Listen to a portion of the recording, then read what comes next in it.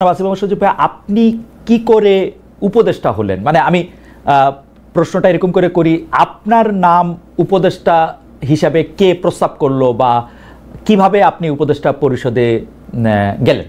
জুলাই আন্দোলনের অন্যতম মুখ তিনি, বৈষম্য বিরোধী ছাত্র আন্দোলনের সমন্বয়ক হিসেবে মৃত্যু ঝুঁকি নিয়ে নিপীড়ন সয়ে হাসিনা সরকারের বিরুদ্ধে সোচ্চার ছিলেন। 24-এ তাদের অসীম সাহসিকতায় সেই সরকারের পতন হয়, দেশ থেকে বাধ্য হন শেখ হাসিনা।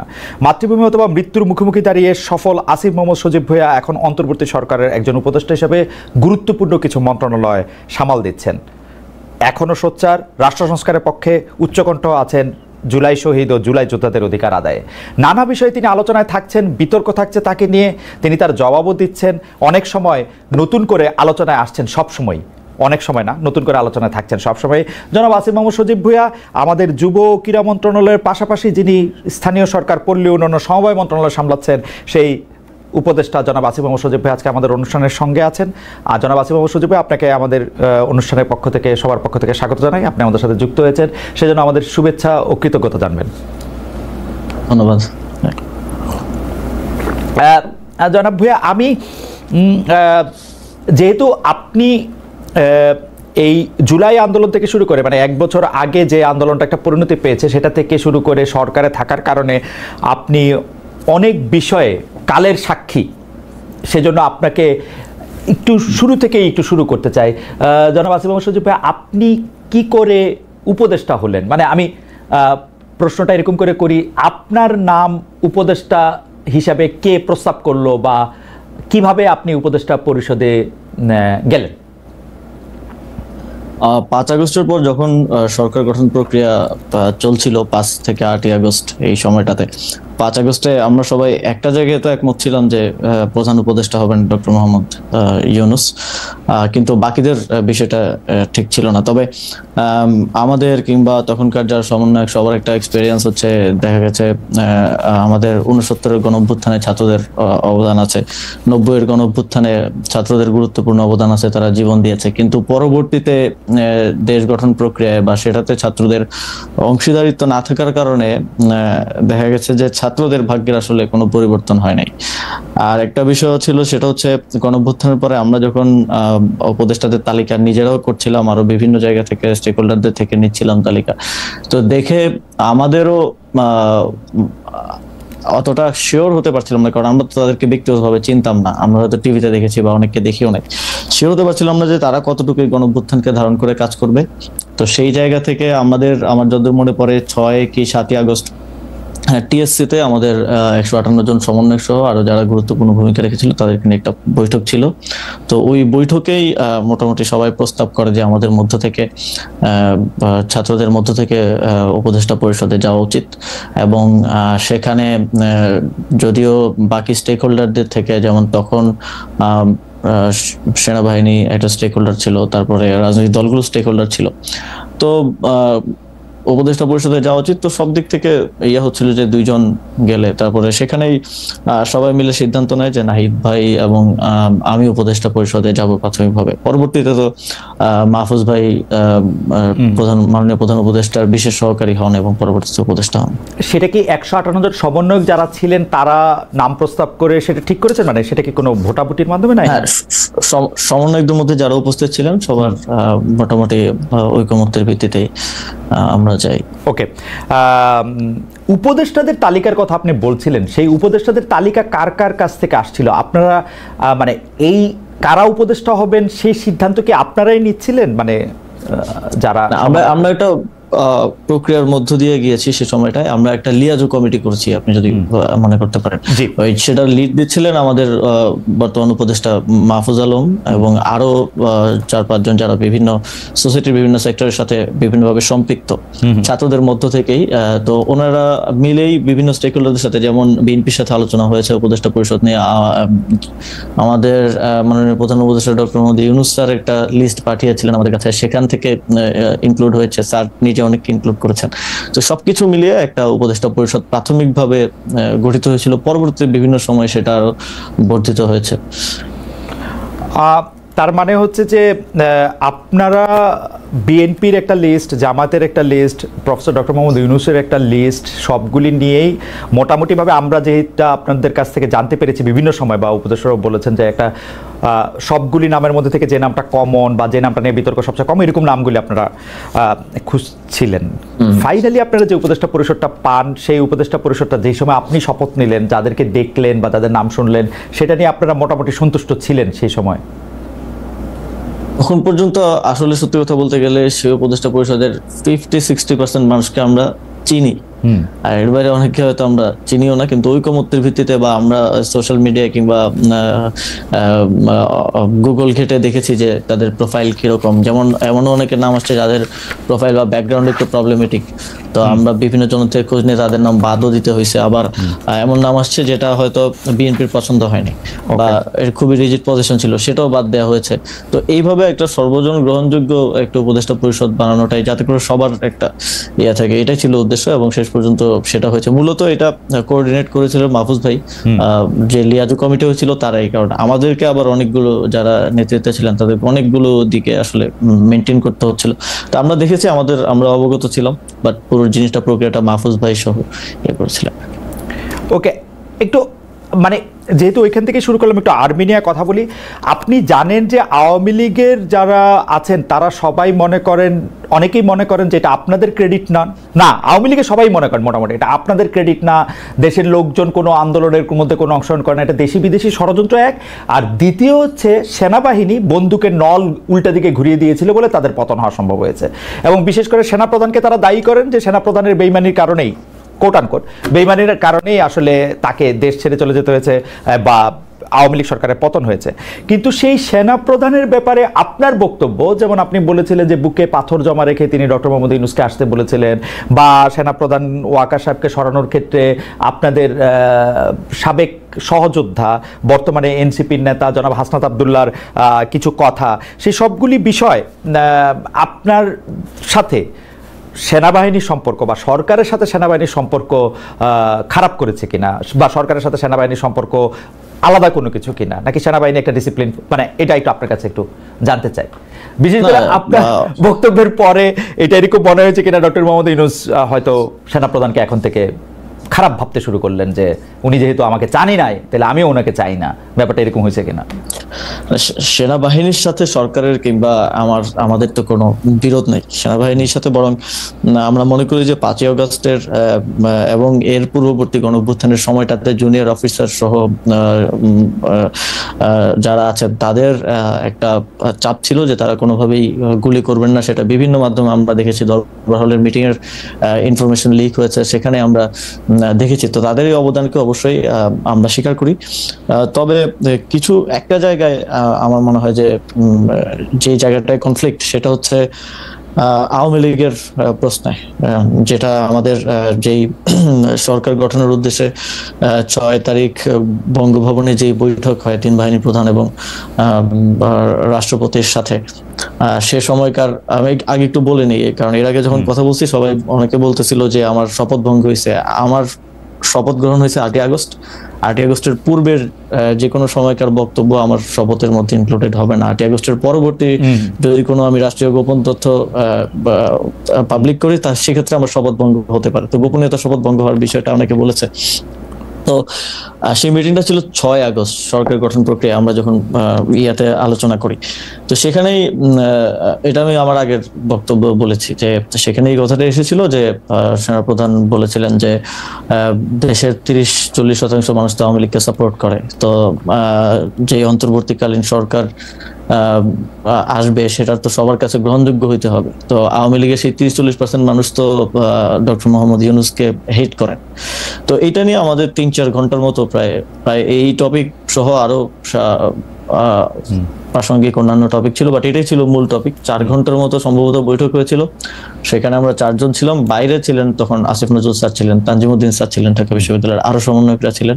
ভেতরে আমরা 4 জন ছিলাম, আমি, নাসিরউদ্দিন পাটোয়ারি ভাই, মাহফুজ আলম ভাই আর নাহিদ ইসলাম। তো তখন মূল আলোচনার বিষয়বস্তু ছিল এটাই। এবং আমি তো আমার আগের সাক্ষাৎকারে বলেছি যে, এবং আমি এটা নিজের থেকে বানিয়ে বলি নাই যে বুকে পাথর চাপা দিয়ে মেনে নিলাম, এটা আমি ওনার বক্তব্যকে কোট করেছি। সো এবং এই বিষয়ে আমার জানা মতে কোনো রিবাটাল বা এরকম কিছু তো আসে নাই।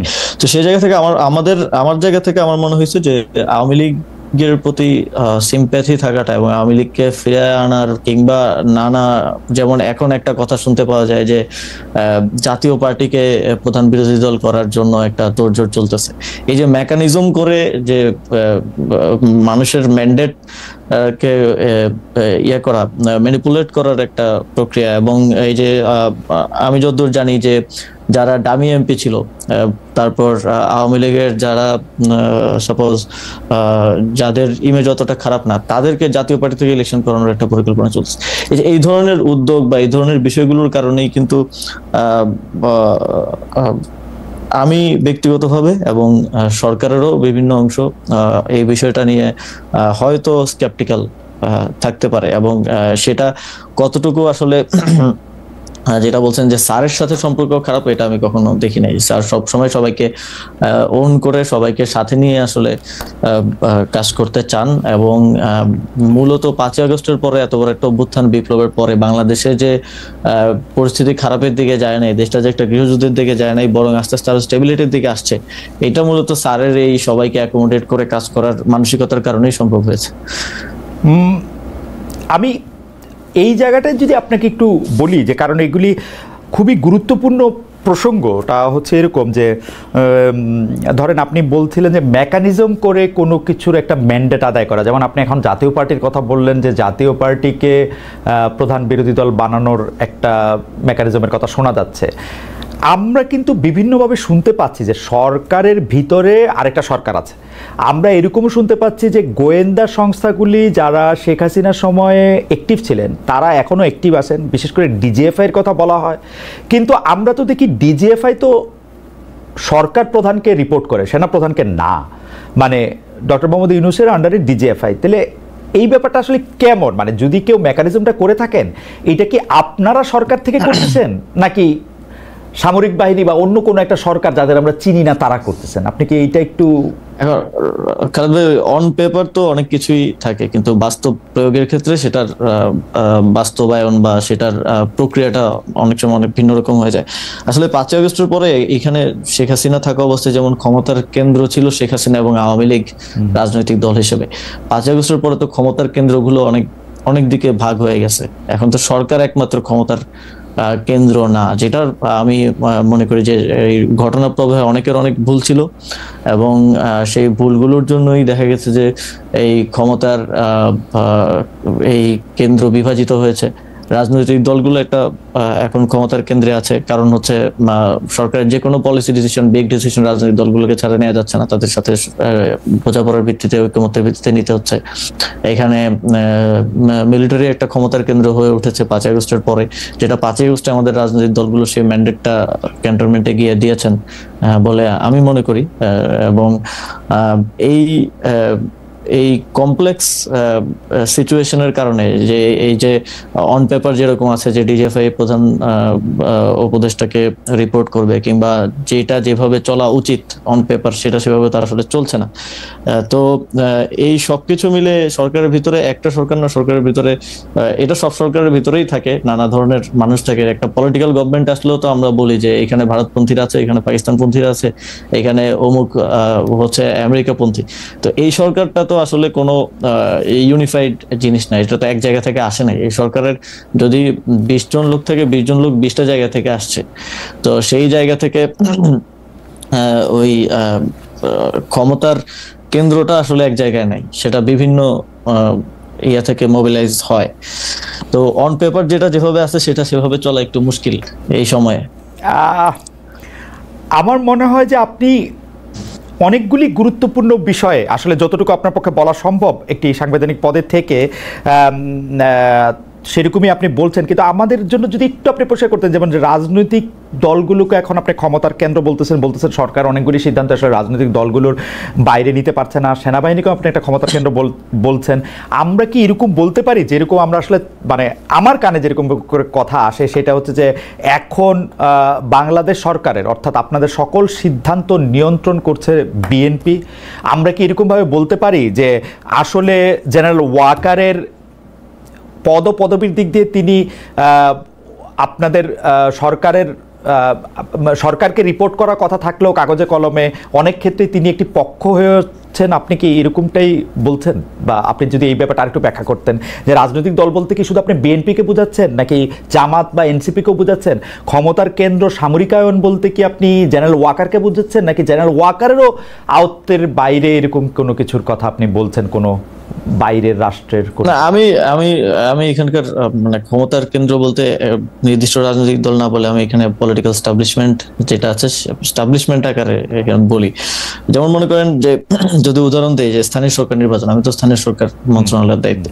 স্থানীয় সরকার নির্বাচনের সিদ্ধান্ত তো আমি নিতে পারি নাই, আমি না শুধু আমার সরকারও নিতে পারে নাই, কারণ এখানে রাজনৈতিক দলগুলোর এখন ঐকমত্য কমিশনে যে আলোচনা হয়েছে সেখানে স্থানীয় সরকার নির্বাচন নিয়ে যে আলোচনা হয়েছে সেখানে আমার জানা মতে বিএনপি এবং তাদের কয়েকটা সহযোগী দল ছাড়া বাকি সবাই স্থানীয় সরকার নির্বাচনের বিষয়ে একমত ছিল। এবং আমিও চেষ্টা করেছি যে অন্ততপক্ষে, কারণ দিন শেষে নাগরিক সেবা থেকে শুরু করে উন্নয়ন কার্যক্রম যে ব্যাহত হচ্ছে এবং মানুষ যে প্রতিনিয়ত তার একটা আইডি কার্ড বানাইতে গেলে বা একটা জন্ম নিবন্ধন, মৃত্যু নিবন্ধন, ওয়ারিশ সনদ, এই প্রত্যেকটা কাজ তো লোকাল গভর্নমেন্টে থেকে হয়, এগুলোতে যে ব্যাহত হচ্ছে এটার দায়টা তো আমার উপরে আসে যেহেতু আমি দায়িত্বে আছি। তো কিন্তু যখন সিদ্ধান্ত গ্রহণ প্রক্রিয়া এটা চলে যায় তখন তো এটা বিভিন্ন এই যে ক্ষমতার যে কেন্দ্রগুলোর কথা আমি বললাম সেখানে তো গিয়ে হচ্ছে আটকে যাচ্ছে। তো এখানে আমি কোনো নির্দিষ্ট দলের কথা না বলে পলিটিক্যাল স্টাবলিশমেন্টের কথা বলি এবং কোনো নির্দিষ্ট ব্যক্তির কথা না বলে মিলিটারি স্টাবলিশমেন্টের কথা বলি, যেটা গত 15 বছরে 16 বছরে তৈরি করে যাওয়া হয়েছে। এবং আমি মনে করি যে শুধু এই সরকার না, এই সরকার তো অপেক্ষাকৃত একটা দুর্বল সরকার হিসেবে পরিচিত, এই সরকার না যে পরবর্তী পলিটিক্যাল গভর্নমেন্ট আসলেও তাদের এই যে আওয়ামী যে এস্টাবলিশমেন্ট বিভিন্ন জায়গায় রয়ে গেছে এইটার জন্য ভুগতে হবে, একটা দীর্ঘ সময় তাদেরকেও ভুগতে হবে এবং এইটা সেটেল করাটা খুবই টাফ জব হবে পরবর্তী যে কোনো সরকারের জন্য। আমি আবার একটু জুলাই আন্দোলনের প্রসঙ্গে একটু আসি। আপনি জুলাই আন্দোলন নিয়ে আপনি বই লিখেছেন, কলাম লিখেছেন পত্রপত্রিকায়, কিন্তু আমরা যেটি দেখতে পাচ্ছি যে এই আন্দোলনে কার কৃতিত্ব কত বেশি সেটি নিয়ে এখন মানে কয়েকদিন পর পর নতুন নতুন করে এটি আলোচনায় আসছে। সর্বশেষ জনাব নাহিদ ইসলাম, জনাব সাদিক কাইম, মানে তিনি সমন্বয়কে ছিলেন না বা এই জাতীয় কথায় দেখা গেছে যে শিবিরের সাথেও আসলে ছাত্রদের যে দল, রাজনৈতিক দল তারা যেটি গ্রহণ করেছেন যে এনসিপির একটি দূরত্ব সৃষ্টি হয়েছে, এনসিপির দূরত্ব বিএনপির সঙ্গেও সৃষ্টি হয়েছে, এনসিপির দূরত্ব নানা কারণে জামাতের সঙ্গেও সৃষ্টি হয়েছে, এইসব মিলে এটাকে আপনি আসলে কিভাবে দেখেন? মানে জুলাই আন্দোলনের কৃতিত্ব নিয়ে বা বাটোয়ারা নিয়ে যে এই ব্যাপারটাকে আসলে আপনি কিভাবে দেখেন? অনেক সময় সরকারেরও প্রচন্ড সমালোচনা করা হচ্ছে, কোন সময় কিংস পার্টি বলে, কোন সময় এটা বলে, সেটাও যদি একটু মাথাটাকে বলেন। জি না, সবার তো হচ্ছে মানে দৃষ্টিভঙ্গি এবং লেন্স তো একরকম না। মনে করেন আমি যখন জুলাই গণ অভ্যুত্থান সংগঠিত হয় সবচেয়ে গুরুত্বপূর্ণ 10টা দিন আমি ডিটেনশনে ছিলাম। তো ওই সময়ের স্টোরিটা আমিও আরেকজন থেকে আমার শুনতে হয়েছে বা পত্রপত্রিকা বিভিন্ন জায়গায় আমার দেখতে হয়েছে। প্রথমত 19 জুলাই থেকে 24 জুলাই এবং পরবর্তীতে আবার 24 জুলাই পরে 2 দিন বেড়েছিলাম, 26 জুলাই থেকে আবার 1 আগস্ট পর্যন্ত ডিটেনশনে থাকা লাগছে। তো আমি আসলে যেভাবে দেখছি বা আমি যেভাবে সিদ্ধান্ত নিছি, সাদিক কায়েম বলেন বা নাহিদ ইসলাম বলেন বা আরো যারা আছে, আরো যেমন ছাত্রদলের রাকিব ভাই আছে, তাদের দেখার দৃষ্টিভঙ্গিটা তো এক না। মনে করেন একটা সিদ্ধান্ত, গুরুত্বপূর্ণ সিদ্ধান্ত নেওয়ার ক্ষেত্রে আমরা যারা স্টেক হোল্ডার আছে যাদের সাথে যোগাযোগ তখন হচ্ছিল, অন্তত 5-6 জনের সাথে যোগাযোগ করতাম। তো এখন মনে করেন আমি ছাত্রদলের রাকিব ভাইয়ের সাথেও যোগাযোগ করলাম, কথা বললাম যে ভাই কালকে আমি এই প্রোগ্রামটা দিতে চাচ্ছি, আমরা কালকে অসহযোগ আন্দোলনের ডাক দিতে চাচ্ছি। সাদিক ভাইয়ের সাথেও কথা বললাম যে অসহযোগ আন্দোলনের ডাক দিতে। আবার এই যোগাযোগটা কিন্তু যে আমার সাথে হচ্ছে তা না, আমার সাথেও কখনো হচ্ছে না, কখনো মাহফুজ ভাইয়ের সাথে হচ্ছে, কখনো নাহিদ ভাইয়ের সাথে হচ্ছে, বিভিন্ন স্তরে হচ্ছে। তো তখন সাদিক ভাই আমাকে একটা পরামর্শ দিল, রাকিব ভাই আমাকে একটা পরামর্শ দিল, আরো 4-5 জন আমাকে আরো তাদের মতো করে পরামর্শ দিল। এখন সাদিক ভাই যদি মনে করে যে আমি পরামর্শ দিছি বলেই এটা হইছে, এবং উনি বা ওনার দল যদি এটাই বলে সব জায়গায়, তো এইটা তো হচ্ছে মনে করেন যে যাদের সোশ্যাল মিডিয়া বা মিডিয়ায় ওইরকম স্টাবলিশমেন্ট আছে, যাদের ওই সক্ষমতা আছে, ওই লোকবল আছে, তারা তো তাদের ন্যারেটিভটা স্টাবলিশ করার চেষ্টা করে। আবার রাকিব ভাই একটা ন্যারেটিভ দিবেন, রাকিব ভাই বলবে না আমি দিছিলাম পরামর্শটা, এই জন্য এটা হয়েছে। তো এই যে লেন্সটা তো এক এক দিক থেকে একরকম। অনেকে আছে, আরো অনেকে আছে যাদের সাথে আমাদের যোগাযোগ, তারা এটা বলেও না যে এই পরামর্শটা আমি দিছিলাম ওইটা। তো এই যে এখানে কানেক্টিং পয়েন্টটা সেন্ট্রালে আমরা ছিলাম। তো এই যে লেন্সটা ভিন্ন ভিন্ন এবং সবার অভিজ্ঞতাটা তো ভিন্ন ভিন্ন, তো সবাই তার অভিজ্ঞতাটাকে এস্টাবলিশ করার যে একটা প্রতিযোগিতা, এটার মধ্যেই নানা ডিস্টরশন, কেউ একটু বাড়িয়ে বলা, কমিয়ে বলা, এইসব নিয়েই হচ্ছে এই বিতর্কটা আর কি। এইভাবেই আমি দেখি। আসিফ, একটা কথা একটু স্পষ্ট করে আমি একটু বলি যে আপনাদেরকে তো আমরা আসলে খেয়াল করছি জুলাই 2024 থেকে খেয়াল করছি যে অনেকেই বলে থাকেন, এবং এটা আমি বিভিন্ন সময় বিভিন্ন প্রমাণও পেয়েছি যে সবচেয়ে বেশি সূক্ষ্মভাবে জিনিসগুলি বিবেচনা করতে পারেন আপনি, দ্রুত আপনি এটা বিবেচনা করতে পারেন এবং আপনার একটা মত থাকে। আপনি কি খেয়াল করতেন যে ধরেন আব্দুল কাদেরের যে ফেসবুকের যে স্ট্যাটাস পরপর যেগুলি দেওয়া হলো শিবিরের পক্ষ থেকে বা সাদিক কায়েম সাহেবের অনুসারীদের পক্ষ থেকে এগুলির যেটা জবাব দেওয়া হলো, পরবর্তী প্রেক্ষিতে নাহিদ সাহেব যেগুলির আবার জবাব দিলেন, আবার ধরেন 5 আগস্টের স্মরণের অনুষ্ঠানে আপনাদের গুরুত্বপূর্ণ নেতারা যেভাবে কক্সবাজার গেলেন, আবার তাদেরকে যেভাবে শোকজ দেওয়া হলো, এই পুরোটা জিনিস এরকম মনে হয় না যে জুলাই আন্দোলনের, মানে আপনি লেন্স থেকে দেখা না দেখার কথা বলতেছিলেন, কিন্তু আপনার মনে হয় না যে জুলাই আন্দোলনের এক একটা গ্রুপ এক একজনের অনেক বড় শত্রুতে পরিণত হয়েছে? এইটা আপনার মনে হয় কিনা? দেখেন, ওই এখানে যাদের কথা বলছেন সবাই তো ইয়াং, এবং সবার বয়সই আমার মতে 30 বছরের নিচে। তো স্বাভাবিকভাবেই মানে এই বয়সের মানুষজনের মধ্যে খুব দ্রুত রিয়েক্ট করে ফেলার বা দ্রুত হচ্ছে এক ধরনের রক্ত গরম থাকার বিষয় আছে না, তো সেটার একটা রিফ্লেকশন এটা আমি মনে করি। তবে এইটা আমার মনে হয় যে ছোটখাটো বিষয়ে, বিভিন্ন স্বার্থগত বিষয় কিংবা কৃতিত্বের বিষয় হোক, কিংবা সামনে হয়তো ডাকসু আছে বা আরো কিছু বিষয়ে, এটা নিজেদের মধ্যে ছোটখাটো মতানৈক্য বলেই আমি মনে করি। কারণ এখনো বিগার কোশ্চেনে সবার কর্মপন্থা হয়তো ভিন্ন, যারা জুলাই গণঅভ্যুত্থানের স্টেক হোল্ডার ছিলেন, যারা অংশগ্রহণকারী ছিলেন, কিন্তু আওয়ামী লীগের প্রশ্নে বলেন, ফ্যাসিবাদের প্রশ্নে বলেন, একটা সুন্দর বাংলাদেশ গড়ার প্রশ্নে বলেন, আমি দেখেছি যে সবাই কাজ করছে। সবার কর্মপন্থা হয়তো ভিন্ন হতে পারে, বা কেউ এটা নিয়ে ডিবেট থাকতে পারে যে কে বেশি করতেছে, কে কম করতেছে, বা অনেক যেটা কক্সবাজার যাওয়ার কথা বললেন শোকজ, বা অনেকগুলো মনে হতে পারে যে এরা বাচ্চামি করতেছে, বা তো ওই বয়সের একটা বিষয়টা আছেই। কিন্তু আমার মনে হয় না যে এটা এত বড় বিরোধ যেটা আসলে শত্রুতা বলা যায়। আমার মনে হয় যে আসিফ, আমি এই প্রসঙ্গ শেষ করতে চাই। এখানে কেউ যে বলছেন যে এই বিরোধটা আসলে কোনো কিছুর বাটোয়ারা নিয়ে, অর্থাৎ যারা এটার কেন্দ্রে থাকবেন তারা চাঁদা, যদি আমি পজিটিভ অর্থেও বলি, পার্টি চালানোর জন্য চাঁদা হোক বা অন্যান্য গুরুত্বের জন্য কোনো গুরুত্ব পাওয়া হোক, বা বড় নেতা ভবিষ্যতে হওয়ার জন্য এইটা গুরুত্বপূর্ণ, এইভাবে আপনি দেখেন কিনা? আপনি যেটা বললেন সেটা ঠিক আছে, বয়সের একটা, কিন্তু ওইভাবে দেখেন এই বিষয়গুলো তো আছেই। মনে করেন সবার মধ্যেও তো একটা প্রতিযোগিতা আছে, যে মনে করেন শিবির মনে করে বা জামাত মনে করে আমাদের এখান থেকে তরুণ নেতৃত্ব উঠে আসুক, তো আবার এনসিপি মনে করে যে এনসিপি মনে করতে পারে যে যেহেতু গণঅভ্যুত্থানের অধিকাংশ নেতাই এখানে, আমরাই গণঅভ্যুত্থানের একমাত্র মানে সবচেয়ে বড় স্টেক হোল্ডার। তো এইগুলো নিয়ে মতানৈক্য, মতের অমিল আছে, এবং প্রতিদ্বন্দ্বিতাও হবে সামনে ছাত্র সংসদ নির্বাচন। টাকা পয়সা দিয়ে আছে কিনা সেটা একটু বলেন, যে একদম টাকা পয়সা দিয়ে আছে কিনা? আমার মনে হয় না। টাকা পয়সা আমি অন্তত দেখি নাই এটা গুরুত্ব পাওয়া, বা হচ্ছে কারো মনে হচ্ছে গ্রিভেন্স থাকে না যে আমার কথাটা বললো না, এই কথাটা বলতে গিয়ে আমি তো ওই ঐতিহাসিক প্রেক্ষাপটে ছিলাম, এই গ্রিভেন্স গুলো থেকেই বেশি এটা শুরুটাও হয়েছে এবং এটা দিন দিন বাড়ছে। তবে আমি মনে করি যে এই বিষয়গুলোতে আরো বেশি মানে যদি কমিউনিকেশন থাকে জুলাইয়ের বিভিন্ন পক্ষের মধ্যে, তাহলে আমার মনে হয় যে এই জিনিসগুলো জনসম্মুখে এরকম হাস্যকর পরিস্থিতিতে আসা থেকে আসলে ইয়া করা যায়। জনসমুখে হাস্যকর পরিস্থিতি। কিন্তু ঠিক আছে, আমি এই প্রসঙ্গ থেকে একটু অন্য প্রসঙ্গে যাই। অনেক সময় আপনার এবং জনাব মাহফুজ আলমের নিরপেক্ষতা নিয়ে প্রশ্ন ওঠে, কারণ আপনারা যেহেতু জুলাই আন্দোলনের সামনের দিককার মুখ, এবং আপনাদের বাকি বন্ধুরা যেহেতু বাকি সহযোদ্ধারা, আমি এভাবে যদি বলি, বাকি সহযোদ্ধারা যেহেতু এখন একটি রাজনৈতিক দল করেছেন, আপনারা সেখানে যাবেন কবে, কেন যাচ্ছেন না, আসলে যাবেন কিনা, সেগুলো নিয়ে নানা রকম প্রশ্ন ওঠে। আমি সেইখান থেকে আসলে সরাসরি প্রশ্ন করতে চাই যে আপনার মানে মাহফুজ আলমের উত্তর তো মাহফুজ আলম, জনাব মাহফুজ আলমের সাথে দেখা হলে নিশ্চয়ই তিনি দিবেন, কিন্তু আপনার কাছে প্রশ্ন যে আপনি রাজনীতিতে কবে যাবেন, পদত্যাগ করবেন কিনা, সরকারে থাকবেন কিনা, সে ব্যাপারে সিদ্ধান্ত নিয়েছেন কিনা। অনেকেই বলে থাকেন যে আপনি হয়তো রাজনীতি করবেন, ভোটও করবেন, কিন্তু যতদিন পারা যাচ্ছে ততদিন আপনি আপনার সরকারি বাসভবনে বা সরকারি পদে থাকতে চান।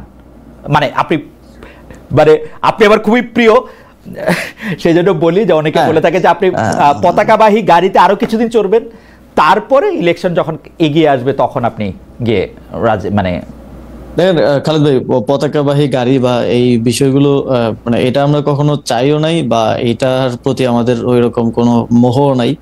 আমার দিক থেকে বিষয়টা হচ্ছে কিছু দায়িত্ব নিয়ে তো আমি এখানে আসছি, এবং কিছু দায়িত্ব গণঅভ্যুত্থানের সময়, সেই সময়টাতে যখন সমন্বয়করা আমাদেরকে সিলেক্ট করে তখন থেকেই দেয়া যে এই সরকারকে জুলাই গণঅভ্যুত্থানের পক্ষে রাখা, পক্ষের ডিসিশনগুলো নেওয়ার ক্ষেত্রে প্রভাবিত করা এবং ভয়েসটা যাতে থাকে সেই জিনিসটা নিশ্চিত করার জন্য সরকারে আসা। তারপরেও যদিও অনেক অন্যান্য মিনিস্ট্রির দায়িত্ব আসছে, ফর্মাল দায়িত্ব আসছে, তো সেই জায়গা থেকে আমি মনে করি যে এখনো আমাদের কিছু কাজ বাকি আছে। একটা বড় মাইলফলক হচ্ছে এই যে ঘোষণাপত্রটা আমরা করতে পারলাম, জুলাই ঘোষণাপত্রটা দেওয়া সম্ভব হলো। এখনো জুলাই সনদ বাকি আছে। জুলাই সনদের বাস্তবায়ন প্রক্রিয়া কি হবে এটা নিয়ে বিভিন্ন ধরনের মতানৈক্য। আমাদের যে ঐকমত্য কমিশনের 1 মাস মেয়াদ বৃদ্ধি করা হয়েছে। তারপরে সংস্কার কমিশন, যে সংস্কারের আমার লোকাল গভর্নমেন্টের সংস্কার কমিশন ছিল, যে সংস্কারের রিপোর্টগুলো দিয়েছে সেগুলোর একটা বাস্তবায়নের বিষয় আছে। এবং আমি মনে করি যে যেই দায়িত্ব নিয়ে এবং যাদের ম্যান্ডেট নিয়ে আমি এখানে এসেছি, সেই অনেকগুলো দায়িত্বই আমাদের পালন করা বাকি রয়ে গেছে। তো সেই জায়গা থেকে যতটুকু সম্ভব সেই দায়িত্বগুলো শেষ করতে চাই, কারণ এটা একটা ঐতিহাসিক দায় হিসেবেও থেকে যাবে যদি আমি সেটা শেষ করে যেতে না পারি আমার জায়গা থেকে। তো সেটার জন্য আমরা আমাদের জায়গা থেকে কাজ করছি। তবে আমি নিজেও ব্যক্তিগতভাবে এটা মনে করি, এটা আমি আগেও বলেছি যখন বিভিন্ন সময় কথা উঠেছে, যে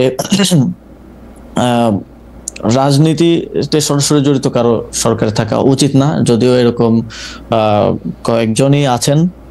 এবং আমরা মনে করি যে নির্বাচনকালীন সরকারে, স্পেসিফিকলি নির্বাচনের কালীন সরকারে শুধু নির্বাচন করব কি করব না সেটার জন্য না, যদি আমি নির্বাচন নাও করি তাহলেও নির্বাচনকালীন সরকারে আমার থাকা উচিত না, যেহেতু এটা নিয়ে কনসার্ন আছে। এবং আমাদের গণতান্ত্রিক রূপান্তরের একটা মানে আমাদের জুলাই গণঅভ্যুত্থানে যদি 3টা ম্যান্ডেট আমি ধরি, যে বিচার, সংস্কার এবং গণতান্ত্রিক রূপান্তর, তো গণতান্ত্রিক রূপান্তরের যেই দায়িত্ব আছে এবং সেখানে কনফ্লিক্ট অফ ইন্টারেস্ট এড়িয়ে চলার যে বিষয় আছে, সেখান থেকে আমি মনে করি যে রাজনীতিতে যুক্ত হওয়ার ইচ্ছা আছে এরকম কারোই নির্বাচনকালীন সরকারে থাকা উচিত না, তফসিলের আগেই তাদের। আসলে এটা আমি, মাহফুজ আলম, আরো যদি কেউ থাকেন সরকারে, আরো যারা আছেন, সবারই নির্বাচনকালীন সরকারে থাকা উচিত না। কারণ আমাদের মাননীয় প্রধান উপদেষ্টা বারবারই বলছেন যে আমরা একটা বেস্ট ইলেকশন আসলে জাতিকে উপহার দিতে চাই। তো সেই জায়গায় কোনো কোশ্চেন এবং কনফ্লিক্ট অফ ইন্টারেস্টের জায়গায় যাতে না থাকে, এটা নিশ্চিত করাটা আমি নিজের দায়িত্ব বলেও মনে করি।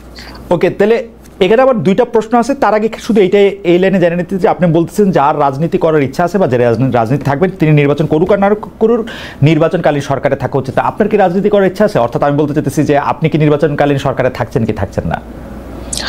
আমি তো ভাই 2018 সাল থেকে রাজনীতির সাথে যুক্ত। আমি তো অলরেডি রাজনীতিতে এবং আমি নির্বাচনকালীন সরকারে থাকছি না। অবশ্যই নির্বাচনকালীন সরকার আপনি থাকছেন না। এখানে একটু আপনার কথা ধরে একটু বলি যে আপনি জুলাই ঘোষণাপত্রের কথা বলছিলেন, আপনি সংস্কার কমিশনগুলি, জাতীয় ঐক্যমত্য কমিশন নিয়ে আপনি বলছিলেন, কিন্তু অ্যাপারেন্টলি জুলাই ঘোষণাপত্র আপনারা যেটা দিলেন, যেটা দেওয়ার কথা সরকার যেটা দিল, সেটা নিয়ে আপনার বন্ধুরাই অর্থাৎ এনসিপি এটা নিয়ে আসলে খুব খুশি না, জামায়াতে ইসলামীও এটাতে আসলে তার ইয়ে প্রকাশ করেছে, অন্যান্য রাজনীতিগুলো অ্যাপারেন্টলি বিএনপি শুধু এটাকে পছন্দ করেছে। অনেকে এইটাও বলছেন যে বিএনপির ডিকটেশনে এই জুলাই ঘোষণাপত্র তৈরি হয়েছে। আমি যদি বিটিভির ফ্রেমিংয়ের কথা বলি, বিটিভির ফ্রেমিংয়েও বারবার ডক্টর ইউনূসের সাথে সবচেয়ে প্রমিনেন্ট করে মির্জা ফখরুল ইসলাম আলমগীর অর্থাৎ যিনি বিএনপির নেতা হিসেবে সেখানে গিয়েছেন তাকে দেখানো হচ্ছিল। এটার কারণ কি? ডক্টর মোহাম্মদ ইউনূস কি অনেকটা বিএনপির দিকে ঝুঁকে পড়েছেন এরকম মনে হয় আপনার? এই রাজনৈতিক বিষয় বোধহয় আমার মন্তব্য করাটা ঠিক হবে না, তবে আমি যতদূর জানি জুলাই যে ঘোষণাপত্রটা হয়েছে সেই ঘোষণাপত্রটা মেইনলি গত 6-7 মাস ধরে এটা নিয়ে কনসালটেশন চলছে। অনেকগুলো দলই তাদের প্রস্তাবনা দিয়েছে, কিন্তু প্রস্তাবনা নিয়ে অনেক দলের সাথে হয়তো ফিডব্যাক বা পরবর্তী আলোচনা হয় নাই, ফলো আপটা হয় নাই। বাট প্রধান 3 দলের সাথে আলোচনা হয়েছে বলে আমি জানি, বিএনপি, জামাত এবং এনসিপির সাথে। উপদেষ্টা পরিষদের কয়েকজন সদস্য ওনাদের সাথে বসেছেন, আলোচনা করেছেন এবং ব্রডলি একটা ঐকমত্যে এসে এই পেপারটা দেওয়া হয়েছে। তবে মানে আমি যদি বলি যে রাজনৈতিক দলগুলোকে একটা সিঙ্গেল সেন্টেন্স যদি লিখতে বলি, সবাই তো ভিন্ন ভিন্ন লিখবে, তো এত বড় একটা পেপার তো 100% ঐকমত্যের ভিত্তিতে আসা সম্ভব না। যতদূর আমি জানি যে 10-15% ঐকমত্য ছিল না, যেটা পরবর্তীতে সরকার সেগুলোর বিষয়ে সিদ্ধান্ত নিয়েছে। তবে মনে করেন 5ই আগস্ট 2024 সালের 5ই আগস্ট যদি আমরা একটা ঘোষণাপত্র বা প্রক্লেমেশন দেওয়ার মতো বাস্তবতায় থাকতাম বা দিতে পারতাম, সেটার ক্ষেত্রে তো আমাদের কারোর সাথে কথা বলা প্রয়োজন হতো না। কিন্তু যেহেতু পরবর্তীতে সিদ্ধান্ত হয়েছে, সরকার দায়িত্ব নিয়েছে যে রাজনৈতিক দলগুলোর সাথে ঐকমত্যের ভিত্তিতে এটা দেওয়া হবে এবং এটার সাংবিধানিক স্বীকৃতি, পরবর্তী নির্বাচিত সরকারের স্বীকৃতির একটা ব্যাপারও আছে, তো সেই জায়গা থেকে ওই ঐকমত্যটা প্রয়োজন হয়েছে। এবং সেখানে আমি মনে করি যে সেখানে ছাত্রদের পক্ষ থেকেও কিছু কম্প্রোমাইজ করতে হয়েছে, বিএনপির পক্ষ থেকেও কিছু ছাড় দিতে হয়েছে। সবার ছাড় দেওয়ার জায়গা থেকে একটা মোটামুটি অ্যাগ্রিড ডকুমেন্টে শেষ পর্যন্ত আসা হয়েছে। তবে আমি মনে করি যে ইয়ার ক্ষেত্রে জুলাই গণঅভ্যুত্থানের রাষ্ট্রীয় এবং সাংবিধানিক স্বীকৃতি পাওয়াটা একটা বড় বিষয় এবং এই ঘোষণাপত্রটি অপরিহার্য ছিল এবং এইটা এর বিষয়ে অনেকের অনেক দ্বিমত থাকতে পারে, তবে এটা যে অপরিহার্য ছিল এই বিষয়ে কারোর আসলে কোনো দ্বিমত থাকার কথা না। ওকে, জুলাই ঘোষণাপত্র বা রাজনীতি নিয়ে আমরা একটু আবার পরে যদি সুযোগ হয় তাহলে আপনার সাথে কথা বলবো। একটু আপনার উপদেষ্টা বা মন্ত্রী হিসাবে আপনার দায়িত্ব পালনকালীন সময়কার কথা বলি। প্রথম মানে কিছু অভিযোগও বলি না আসিফ, যেমন ধরেন মন্ত্রী হিসাবে, মানে আসলে উপদেষ্টা তো মন্ত্রী পদমর্যাদা সমান, আপনি যেসব সরকারি নিরাপত্তা থাকে তার সবই আপনি পাচ্ছেন, তারপরও আপনি আগ্নেয়াস্ত্রের লাইসেন্স নিয়েছেন সেটি মানে ঠিকই আছে, সরকারি পদবীর যোগ্যতা বলে তাই আপনি নিয়েছেন, কিন্তু মন্ত্রীর যে নিরাপত্তা ব্যবস্থা তার সে সময় আপনি ভরসা রাখতে পারেননি, ভুলে আপনি রাখতে পারেননি বলেই তো সে আপনি আগ্নেয়াস্ত্রের লাইসেন্স নিয়েছেন, তো সেইটা আবার ভুল করে ম্যাগাজিন বিদেশে নিয়ে গেছেন। আমার প্রশ্ন সেখানেও না, আমার প্রশ্ন হচ্ছে আপনি একটা ফেসবুক পোস্টে এরকম দিয়েছিলেন যে রাষ্ট্রীয় গুরুত্বপূর্ণ তথ্য বা ভিডিও বিদেশে কেন সাংবাদিকদের কাছে গেল বা সাংবাদিকদের কাছে গেলে, এটা নিয়ে আপনি প্রশ্ন তুলেছেন। আপনার কাছে কি মনে হয় এই প্রশ্ন তোলাটা ঠিক আছে? মানে আমরা না, মানে যে কোনো সাংবাদিকই যে কোনো জায়গায় তো যে কোনো তথ্য পেতে পারেন, আপনি ওইটা আপনার কাছে একটা বড় বিষয় কেন মনে হলো যে বিমানবন্দর থেকে এই ভিডিওটা যেখানে গেছে আপনি সেটা ব্যাখ্যা দিয়েছেন, কিন্তু এটা ভুল করে গেছে, তারপরে এটা কিভাবে সেটা চলে গেছে সেটার ব্যাখ্যা আপনি দিয়েছেন, কিন্তু আপনি ভিডিওটা কেমনে গেল সেইটার ব্যাপারে আপনি কেন দৃষ্টি দিলেন? প্রথমত কারেকশন হচ্ছে ওই ইয়াটা ম্যাগাজিন বিদেশে যায়নি, বাংলাদেশের বিভিন্ন না, আমি বিদেশে যাইছি এটা বলি নাই, বাংলাদেশে এয়ারপোর্টে ধরা পড়ছে, ঠিক আছে, হ্যাঁ সেটা স্ক্যানিং এসেছে। তো এটা আসলে ওই সেদিন আমি একদম ভোরে আমার নিজের ব্যাগ তো নিজেরই গুছাতে হয়, তো গুছাতে হচ্ছিল যে কারণে আমি ইয়াটা পিস্তলটা বাইরে রাখলেও ম্যাগাজিনটা আসলে রাখতে ভুলে গেছিলাম বাইরে, তো সেটা চলে গিয়েছিল ভুলবশত। এটা আনইনটেনশনাল ছিল, কারণ ম্যাগাজিন দিয়ে আমি আসলে কি অ্যাচিভ করব, বাট এটা একটা ভুল তো অবশ্যই ছিল। তবে দেখেন খালেদ ভাই, যে আমাদের এয়ারপোর্ট তো একটা গুরুত্বপূর্ণ এবং সিকিউরড একটা জায়গা, এয়ারপোর্টের একদম বোর্ডিং এর জায়গাটায়, সেটা আমি মানে ইভেন আমি ট্রানজিটে ইস্তাম্বুল নামার কথা, ইস্তাম্বুল নামার আগে ইস্তাম্বুল নেমেই আমি দেখলাম যে সেটা সোশ্যাল মিডিয়ায় চলে আসছে। তো মানে এটা আমি একটা জায়গায় পয়েন্ট করতে চাইছি যে আসলে আমি উপদেষ্টা থাকা অবস্থাতেও সার্ভেইলেন্সের মানে আমি তো আপনাকে প্রথমেই বললাম যে ক্ষমতার কেন্দ্রগুলো তো বিভিন্ন জায়গায়, আমি উপদেষ্টা থাকা অবস্থায় আমার প্রতি যে ধরনের সার্ভেলেন্স করা হয় এবং মানে রাষ্ট্রের সরকারের দায়িত্ব থেকে রাষ্ট্রের সার্ভেলেন্সের না, আমি একটু জানতে চাই এই সার্ভেলেন্সটা কি আপনার আনন্দ দেয় না? মানে প্রায় একই রকম সার্ভেলেন্সে মার্কিন রাষ্ট্রপতিও থাকেন, মানে যারা যত বেশি গুরুত্বপূর্ণ তারা তত বেশি সার্ভেলেন্সে থাকেন। আপনি তো আর চুরি করতেছেন না, আপনি তো আর ডাকাতি করতেছেন না, আপনি সার্ভেলেন্সে থাকলে কি অসুবিধা? না, সার্ভেলেন্সে থাকলে তো অসুবিধা না, কিন্তু এটাকে তো আপনার নেগেটিভলি ফ্রেমিং, মনে করেন আমি কোথাও একটা খেতে গেলাম, হ্যাঁ, তো এটা তো আমার জন্য একটা দৈনন্দিন জিনিস এবং আমি তো খাইতে যাইতেই পারি, এই স্বাধীনতা তো আমার থাকা উচিত, কিন্তু এইটাকেও তো ভিন্নভাবে ফ্রেমিং করা। আমি কয়েকদিন আগে একটা ইয়াতে একটা পোস্ট দেখলাম যে আমি এক জায়গায় বসে আমরা মানে 4-5 জন খাইতেছি, তো একটা গুমনাম পেজ, বাট ওটা আমাকে নিয়ে পোস্ট দেওয়ার কারণে ওই পোস্টটা ভালো রিচ হয়েছিল। তো ওইখানে কিন্তু না, আপনি খাইতে গেছিলেন হচ্ছে আপনার ওই বন্ধুদের সাথে যারা এখন এনসিপি নামক রাজনৈতিক দলটার সাথে সব। না না না না, ওরা ওরা ওই ইয়াতে ওরা ছাত্র অধিকার পরিষদ আমার সাথে ছিল, পরবর্তীতে ওরা বাকচাষের এখন গণতান্ত্রিক ছাত্র সংসদের সাথে। হ্যাঁ, তো মানে ওইখানে টেবিলের মধ্যে শুধু পানির বোতল ছিল, কিন্তু ওই পোস্টে উল্লেখ করা হয়েছে যে আসিফ মাহমুদ হচ্ছে মদ খেয়ে, আসিফ মাহমুদের সহযোগী তো এটা যে ফ্রেমিং করাটা হচ্ছে, যে সার্ভেলেন্স করে এটাকে ফ্রেমিং করা, তো এইটা তো প্রবলেমেটিক এবং এটা এক ধরনের পারসেপশন তৈরি করে। প্রত্যেকটা জিনিস তো আপনি বা আমি বসে বসে উত্তর দিতে পারবো না। না, আপনার কাছে কি এটা মনে হয় না যে ধরেন আপনি বাংলাদেশে, মানে আমি সাংবাদিকতার করি বলে আমি দেখি যে বাংলাদেশে যে কয়জন একজন তারকা আছেন, আপনি তার মধ্যে সবচেয়ে বড় তারকাদের একজন এখন, সেটা জুলাই আন্দোলনের জন্য হোক, পরে আবার সরকারে যাওয়ার কারণে হোক, সেই জন্য এই ধরনের ইয়া তো থাকারই কথা। কিন্তু আপনার ইঙ্গিতে কি এইটা ছিল যে এই সার্ভেলেন্সটা সরকারের ভিতরে যে অনেকগুলি কেন্দ্র বা সরকার তাদের কেউ করতেছে? আমি আরো সরাসরি বলি, এটা কি কোনো গোয়েন্দা সংস্থাকে আপনি ইঙ্গিত করেছিলেন?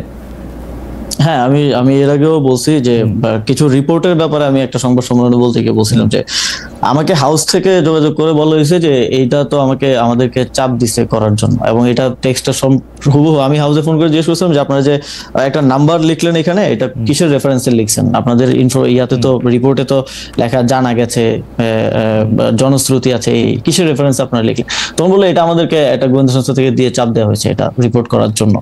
তো এই যে এইটা তো সরাসরি আছে, আমি সরাসরি কয়েকবার বিভিন্ন জায়গায় বলছি, এবং এইটাকে এই মানে আমরা এমন একটা কমপ্লেক্স সিচুয়েশনের মধ্যে আছি যেখানে আসলে আমার কোনো প্রতিষ্ঠানও আমার বিরুদ্ধে আসলে কাজ করছে কিনা এইটাও আসলে বোঝা অনেক সময় মুশকিল হয়ে যায় আর কি। খুবই ইন্টারেস্টিং। তবে আমি আপনাকে একটা তথ্য হিসেবে একটা জিনিস জানায় রাখি, সরকারের ভিতরকার অঙ্গগুলি আসলে এইভাবেই কাজ করে। মানে আমি আপনাকে দায়িত্ব নিয়ে বলতে পারি, সরকারের অনেক মানে বিগত সরকারের অনেক মন্ত্রীর বিরুদ্ধে যেসব রিপোর্ট হয়েছে তার অনেকগুলি আবার গোয়েন্দা সংস্থাও দিয়েছে। আবার এইটা কিন্তু সব সরকারের সময় করা হয়। যেমন ধরেন নাইকো দুর্নীতির সঙ্গে বিএনপির জ্বালানি প্রতিমন্ত্রী যে সম্পৃক্ত ছিলেন সেটা গোয়েন্দা সংস্থার সরবরাহ করার রিপোর্ট। এরকম নানাভাবে এটা একটার মধ্যে থেকে একটা এরকম হইতে থাকে। এটা চেক এন্ড ব্যালেন্সের জন্য সরকার প্রধান হিসেবে করে, কিন্তু সেটা নিয়ন্ত্রণ রাখার জন্য জাতীয় স্বার্থে না, জাতীয় স্বার্থের বিষয় হলে কোনো সমস্যা নেই। আমি মনে করেন কোথাও জাতীয় স্বার্থে ভঙ্গ করার জন্য কোনো বিদেশি কারোর সাথে মিটিং করতেছি, গোপন বৈঠক করতেছি, সেটা আপনি ফাঁস করেন, সমস্যা নেই। কিন্তু আপনি আমার একেবারেই ব্যক্তিগত বিষয় যেটাকে আপনি নেগেটিভলি ফ্রেমিং করার জন্য করছেন, এটা তো নীতি বহির্ভূত হয়। অবশ্যই নীতি বহির্ভূত হয়। এবং আপনি সন্দেহ করছেন যে সরকারের ভিতরের যে অংশটুকু মানে হ্যারি পটারের ভাষায় বলতে হয়, যাদের নাম আমরা নিতে পারতেছি না প্রমাণের অভাবে, সেরকম কাউরেই আপনি সন্দেহ করতেছেন, মানে ধরেন সামরিক গোয়েন্দা বাহিনী বা ওরকম কোনো কিছু, নাকি আপনাকে ফ্রেমিং? অনেকেই আছে আসলে 5 আগস্টের পরে, আপনি একটু আগেও যেটা বললেন যে অনেকেই স্বার্থের জন্য যারা জুলাই গণঅভ্যুত্থানে আমাদের সাথে ছিল তারও হয়তো আমাদের বা আমার সাথে নাই। আবার এনসিপির তো মনে করেন যে আমাদের অন্যান্য সহযোদ্ধারা যে রাজনৈতিক দলে আছে তাদের তো ওনারা তো ইউনাইটেড আছেন এক জায়গায়, তো কেউ একজন বিপদে পড়লে বাকিরা হয়তো বাঁচাতে পারেন। তো আমরা তো সরকারে যারা আছি তারা তো ওই দেখা যায় যে যারা সাবেক সহযোদ্ধা তারাও আমাদেরকে বক্তব্যে গালিগালাজ করছেন যে সরকার এই কাজটা করতে পারতেছে না, ওইটা করতে পারতেছে না। পরিষ্কার আমরা তো এক ধরনের একা, আমাদের তো কোনো বন্ধু নেই। পরিষ্কার। আমি এই জিনিসটা খেয়াল করলাম, জনাব মাহফুজ আলম কয়েকদিন আগে একটা স্ট্যাটাস দিয়েছিলেন, ফেসবুক স্ট্যাটাস, সেখানেও তিনি প্রায় একই ধরনের কথা বলছিলেন যে আসলে মানে নতুন রাজনৈতিক দলকে তিনি ইঙ্গিত করেছিলেন, এই নানা ধরনের দুর্নীতির প্রসঙ্গ তিনি ইঙ্গিত করেছিলেন। আপনারা কি সত্যি মানে এরকম সরকারের মধ্যে থেকে যদি এরকম ভালনারেবল থাকেন, তাহলে তো আপনাদের আসলে মানে আমরা যারা আপনাদেরকে সমর্থন দিয়েছিলাম তাদের কি কিছু করার আছে এই ব্যাপারে? মানে এটা কি হতে পারে সেটা আমার একটা জানার ইচ্ছা, যদি আপনাদেরকে আসলেই ফ্রেম করা হয়, আসলেই যদি আপনারা এটার মধ্যে থাকেন। আমি অবশ্য মানে আপনাদের বিরুদ্ধে অভিযোগগুলিও আমি একটু বলতে চাই। আপনি কি মনে করেন যে মানে আমাদের, আপনি এক দুই লাইনে বলবেন যে এখানে আমরা আসলে কি করতে পারি? যেমন ধরেন সরকারের কোনো একটি গোয়েন্দা সূত্র যদি বরাত দিয়ে এটি জানায়, যাদেরকে আমরা হুইসেল ব্লোয়ার বলি, আপনার বিরুদ্ধেও কোনো খবর যখন করে বা তথ্য যখন দেয়, তখন আমি এটা ছাপবই, কিন্তু বা প্রকাশ করতেই চাইবো। কিন্তু আপনি যদি মনে করেন যে এটা ফ্রেমিং করা হচ্ছে, সেখানে সাংবাদিক হিসেবে আমার আসলে করারটা কি আসলে? মানে আমরা না, আপনার যদি মনে হয় যে এই তথ্যটা সঠিক, আপনি অবশ্যই আপনার ইনভেস্টিগেশনও করবেন, আপনি অবশ্যই এটা ভেরিফাই করবেন, তাহলে আপনি অবশ্যই ছাড়বেন। এবং সেটা যদি আপনার জার্নালিজমের নর্মসের মধ্যে পড়ে যে ঠিক আছে এটা জাতীয় স্বার্থের বিষয় বা এর কোনো দুর্নীতির প্রমাণ, তাহলে তো অবশ্যই ছাড়বেন। কিন্তু যেটা একেবারেই ব্যক্তিগত বিষয়গুলোকে নিয়ে যেভাবে ফ্রেমিং করা হয়, কিংবা এই যে রেফারেন্সলেস ভাবে নিউজ করা, এবং এই যে হাওয়া থেকে বিভিন্ন ইনফরমেশন আসলে ছড়ানো, যেটা হচ্ছে আপনার কাছে হয়তো টিভি চ্যানেল আছে বা আপনার কাছে সেই সক্ষমতা আছে, সেই এস্টাবলিশমেন্ট আছে বলেই যে সেটা করবেন, এটা তো অনুচিত। যেমন মনে করেন যদি বাংলা ভিশনের লাস্ট যে রিপোর্টটা আমাকে নিয়ে, বিশেষ করে আমার বাবাকে নিয়ে করা হলো, এটার বিষয়ে যদি আমি বলি যে আপনিও তো দেখছেন, আপনি একজন জার্নালিস্ট হিসেবে, আমি এটা প্রসঙ্গে আলাদা করে আসবো, কারণ এই ব্যাপারগুলি আপনি আসলে বাংলা ভিশন, ইশাক আহমেদ, তার মালিক, তার নানা রকম বিষয়ে জড়িয়ে গেছে, সেটা আমি একটু ধারাবাহিকভাবে আসি, এটা আপনি একটু রাখুক, এখানে থাকুক, কারণ আমি এটাতে আপনাকে প্রশ্নই করতে চাই। আমাদের অনেক দর্শক আপনি আসবেন শুনে এইসব প্রশ্নগুলি আমাকে করতে বলেছেন, আমি এই প্রশ্নগুলি করবো আপনার বাবাকে নিয়ে, আপনার এপিএস হ্যান ত্যান এগুলি নিয়ে, এগুলি আমি করবো। কিন্তু আমি একটু আসি, আমার কাছে এর আগে যেটি জানার দরকার, গোপালগঞ্জে যেদিন এনসিপির কেন্দ্রীয় নেতারা আক্রান্ত হলেন, সেদিন আপনি ঢাকার পুলিশ কন্ট্রোল রুমে বসেছিলেন স্বরাষ্ট্র উপদেষ্টার সঙ্গে, এবং সেটার ফেসবুক পোস্টে আমরা এটা ছবিও দেখেছি। জনাব আসিফ মাহমুদ সজীব ভাই, এই ছবিটা আমার ভালো লাগে নাই। এইটা যে আমার ভালো লাগে নাই, এইটা আমি আমার বিভিন্ন কথা আমি বলতেও চেষ্টা করেছি, জানতেও চেষ্টা করেছি। আজ আপনাকে পেলাম, তাই আপনার কাছে একটু জানতে চাই, আপনি কোন ক্ষমতা বলে সে একটা কন্ট্রোল রুমে বসেছিলেন, এবং আপনি কি নির্দেশ কাকে দিচ্ছিলেন যে মানে এটা করতে হবে বা ওইটা করতে হবে, এরকম কি নির্দেশ আপনি দিয়েছিলেন? আমি কাউকে কোনো নির্দেশ দিচ্ছিলাম না। আমি সেখানে একটু মানে মূলত আমি হচ্ছে সরকারের আইন শৃঙ্খলা বিষয়ক যে উপদেষ্টা কমিটি, সেই কমিটির সদস্য, এবং সেটা হিসেবে আইন শৃঙ্খলা বিষয়ক ইয়াতে আমার থাকার ক্ষেত্রে ফর্মাল আসলে অফিসিয়াল কোনো বাধা নাই। এবং সেখানে ওই সময়টা তো খুব ক্রাইসিস সিচুয়েশন যাচ্ছিল, সেখানে যে কোনো ধরনের দুর্ঘটনা ঘটতে পারতো। তো সেই জায়গা থেকে সরকারের আইন শৃঙ্খলা, আমি একটু করে শুনে আসি, সরকারের আইন শৃঙ্খলা বিষয়ক কমিটিতে আর কে আছে? মানে স্বরাষ্ট্র উপদেষ্টা, আপনি, আর কোন উপদেষ্টা কে আছেন? হ্যাঁ, আরো প্রায় এটা হয়তো 12 জন উপদেষ্টার আইন শৃঙ্খলা বিষয়ক কমিটি। মানে আইন শৃঙ্খলা বিষয়ক কমিটির সব উপদেষ্টাই মোটামুটি সদস্য নাকি 12-13 জন সদস্য? না, সব উপদেষ্টা না, 12 জন সদস্য বোধহয়। এবং তারা এরকম কন্ট্রোল রুমে গিয়ে থাকতে পারেন, মানে আইনে বাধা নাই?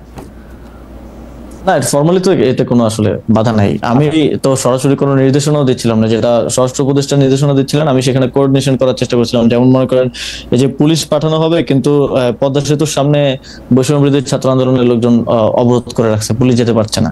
তো এই কারণে এই কোঅর্ডিনেশনটার জন্য স্বরাষ্ট্র উপদেষ্টা তিনি আমাকে ফোন করেছিলেন, আমি গিয়েছিলাম। এবং ওদের সাথে যেহেতু আমার যোগাযোগ আছে, পূর্ব পরিচিতি আছে, তো ওদেরকে বলে তখন ওই কোঅর্ডিনেশনটা করা, যাতে করে সেখানকার ওই পরিস্থিতি সামাল দেওয়ার ক্ষেত্রে কোনো ধরনের বাধা তৈরি না হয়। এই ছবিটি কে তুলেছিল? আপনার কোনো সহকারী? মানে কে পোস্ট করেছিল? এই ছবিটির উৎস কি? এই ছবিটা আমার সাথে থেকে কেউ তুলেছিল, এবং আমার পেজে হয়তো আপনি, হ্যাঁ, যে আপনার পেজে এটা পোস্ট করেছিলেন কি আপনি এটা জানাতে যে মানে আপনি খুব পাওয়ারফুল একজন উপদেষ্টা, আপনি ইচ্ছা করলে? না, এটা পোস্ট করা হয়েছিল যে সরকার এটা নিয়ে কাজ করতেছে। তখন এই ধরনের একটা ইয়া চলছিল যে সরকার কিছু করতেছে না, এখানে মানুষগুলো মারা যেতে পারে। তো অ্যাটলিস্ট গভর্নমেন্টেরও তো একটা ইয়া থাকা উচিত। সেই জায়গা থেকে যে গভর্নমেন্ট ইজ ওয়ার্কিং এবং গভর্নমেন্ট ইজ কনসার্ন। মানে এটা আপনার মাসল দেখানো না তো, আপনার পিস্তলের ম্যাগাজিন দেখানো বা পিস্তলের গুলি দেখানো না?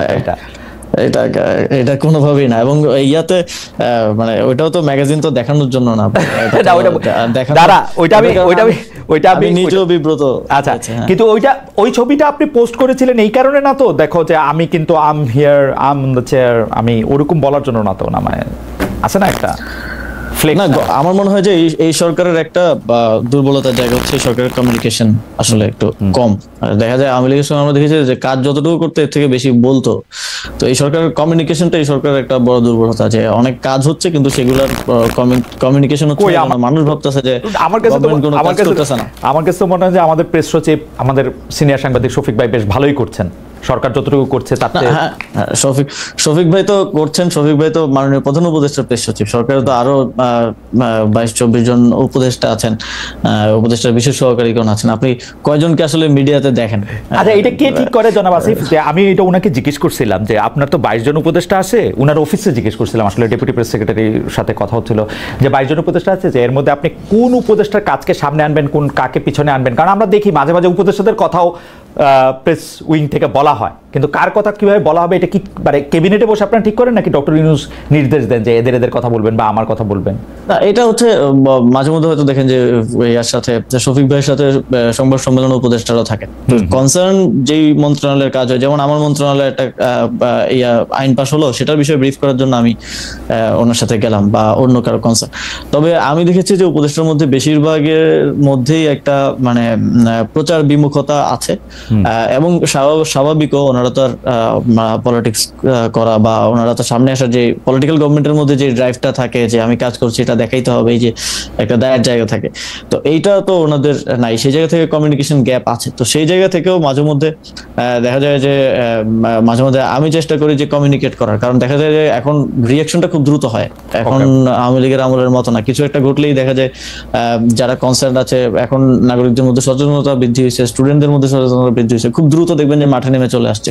তো ঠিকমতো কমিউনিকেশন না হওয়াটাও এই রিঅ্যাকশনের একটা বড় কারণ বলে আমি মনে করি। তো এইগুলো ম্যানেজ করার জন্য আমার মনে হয় যে কমিউনিকেশনটা প্রয়োজন, সেই জায়গা থেকেই সেই বিষয়টা পোস্ট করা।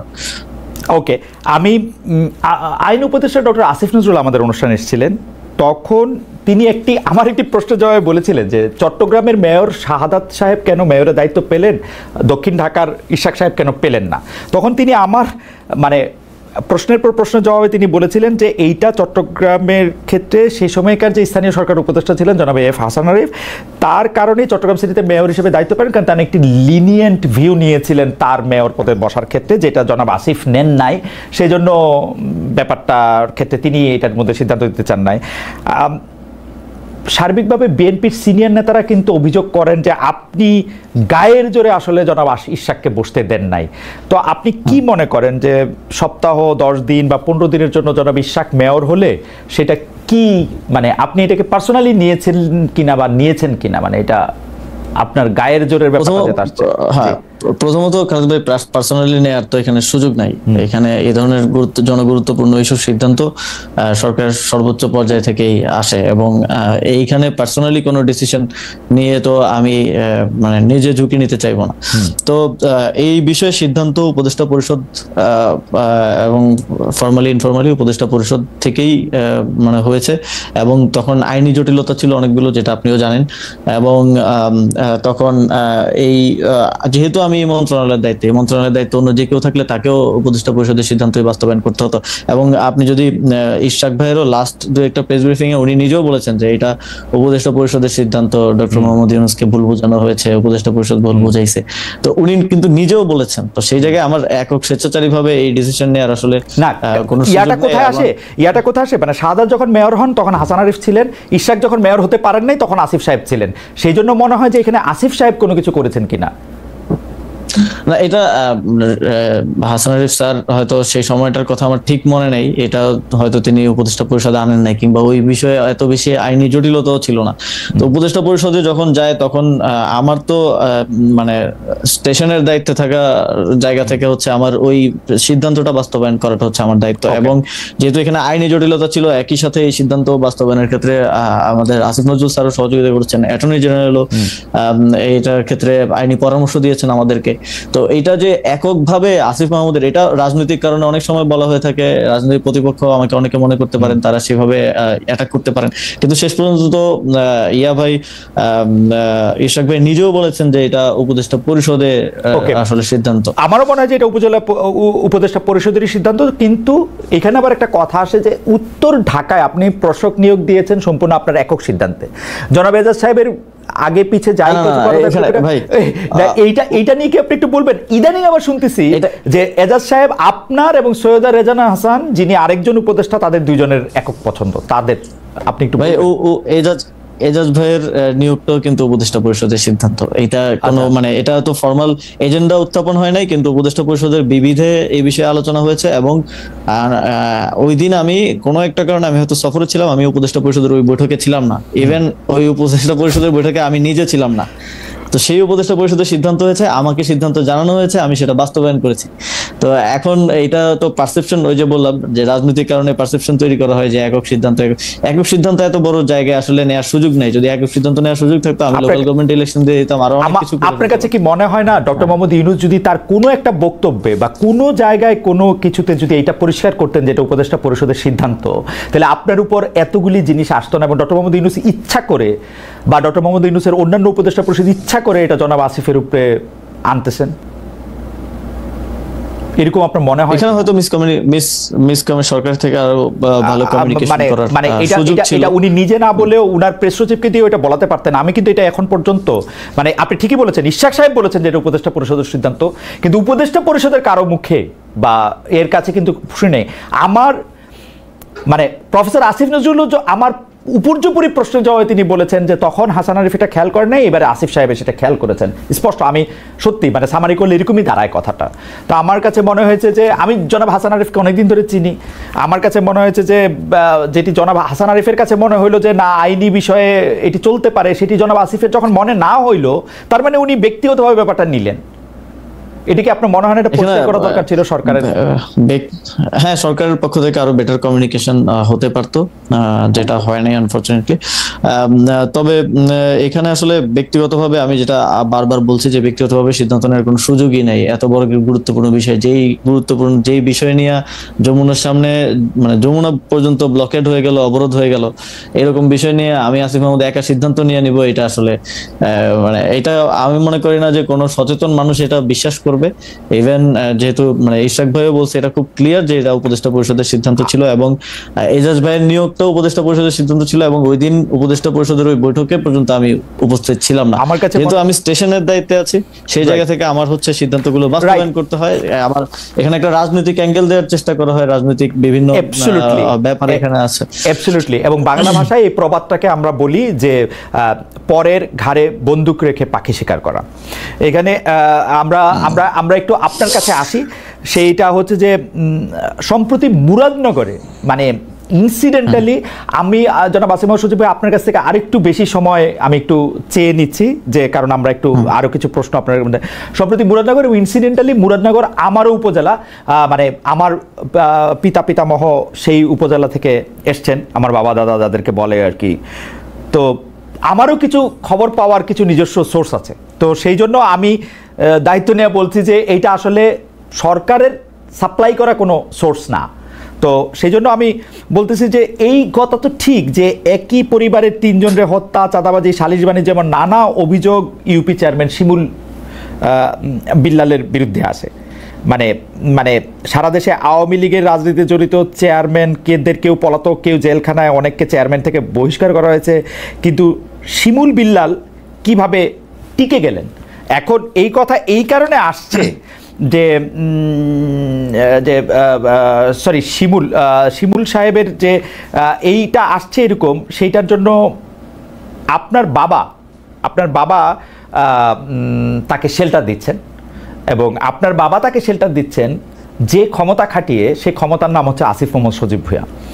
আপনি কি একটু বলবেন যে এই একটা নৃশংস অপরাধ, আমি বাংলা ভিশনের যে কি দেখানো হয়েছে সেক্ষেত্রে থেকে আলাদা করে আমি যতটুকু জিনিস সম্পর্কে শিওর হতে পেরেছি শুধু ততটুকু জিনিসে আপনাকে বললাম, যে তিনজন, তার হত্যা, চাঁদাবাজি, সালিশ বাণিজ্য, ইউপি চেয়ারম্যান, সে আওয়ামী লীগ আমলে ছিল, সবটা মিলে যদি আপনি এটা বলতেন যে আপনার বাবা তাকে সেটা দিচ্ছেন, এবং আপনি আপনার পলিটিক্যাল গেইনকে সামনে রেখে আপনার বাবা বিএনপির এগেনস্টে আওয়ামী লীগের লোকজনকে দিয়ে একটা পলিটিক্যাল একটা জায়গা তৈরি করতে চাচ্ছেন কিনা? আচ্ছা, প্রথমত হচ্ছে এই যে আমরা এই সরকার দায়িত্বে আসার পরে, তখন হাসান আরিফ স্যার দায়িত্বে ছিলেন স্থানীয় সরকার বিভাগে, তখন পৌরসভা, জেলা পরিষদ, উপজেলা পরিষদ, সিটি কর্পোরেশন, এই সবগুলো হচ্ছে ভেঙে দেওয়া হয়েছিল অধ্যাদেশ জারি করে এবং পরবর্তীতে পরিপত্র জারি করে। কিন্তু ইউনিয়ন পরিষদ ভাঙা হয় নাই। ইউনিয়ন পরিষদ ভাঙা হয় নাই এই বিবেচনায় যে এতগুলো ইউনিয়ন পরিষদে পরিচালনার মতো যথেষ্ট পর্যাপ্ত মানে প্রশাসক দেওয়ার মতো পর্যাপ্ত অফিসার আমাদের আসলে ফিল্ড পর্যায়ে নাই, সেই কারণে ইউনিয়ন পরিষদ ভাঙা হয় নাই। এবং ইউনিয়ন পরিষদের ক্ষেত্রে যারা পলাতক ছিল, যেহেতু ভাঙা হয় নাই, অধ্যাদেশ পরিবর্তন হয় নাই, সেহেতু যে কাউকে যে কোনো সময় বের করে দেওয়ার সুযোগ নাই। যারা পলাতক ছিল তাদের ক্ষেত্রে স্পষ্ট উল্লেখ আছে 60 দিন স্টেশনে উপস্থিত না থাকলে তাকে বরখাস্ত করা যাবে। সেই প্রক্রিয়ায় অনেককে বরখাস্ত করা হয়েছিল। কিন্তু শিমুল বিল্লালের ঘটনা আমি পরবর্তীতে খোঁজ নিয়ে যতটুকু জেনেছি, তিনি স্বতন্ত্র প্রার্থী হিসেবে ইলেকশন করেছেন এবং তিনি 5 আগস্টের পরে পলাতক ছিলেন না একদিনের জন্য, তিনি স্টেশনেই ছিলেন। তো নিয়ম অনুযায়ী আসলে তাকে করা হয় নাই। এবং এই যে একটা রিপোর্টে বলা হয়েছে যে সব ইউনিয়ন পরিষদ চেয়ারম্যানদেরকে অপসারণ করা হয়েছে, এটা সম্পূর্ণ মিথ্যা। এই সংক্রান্ত ইউনিয়ন পরিষদ অধ্যাদেশ তখন করা হয় নাই, তখন অ্যামেন্ডমেন্টও করা হয় নাই এবং পরিপত্র জারি করা হয় নাই। ইউনিয়ন পরিষদগুলো আগের মতোই বহাল ছিল। শুধুমাত্র যারা পলাতক ছিল, স্টেশনে ছিল না, যাদের বিরুদ্ধে অনাস্থা এসেছে, আইন অনুযায়ী তাদেরকে অপসারণ করা হয়েছে। আপনি কি বলতে চাচ্ছেন যে জনাব শিমুল বিল্লাল আওয়ামী লীগের রাজনীতির সাথে জড়িত ছিলেন না? আওয়ামী লীগের রাজনীতির সাথে জড়িত ছিল কিনা আমি জানি না, তবে স্বতন্ত্র প্রার্থী ছিল এতটুকু আমি জানি।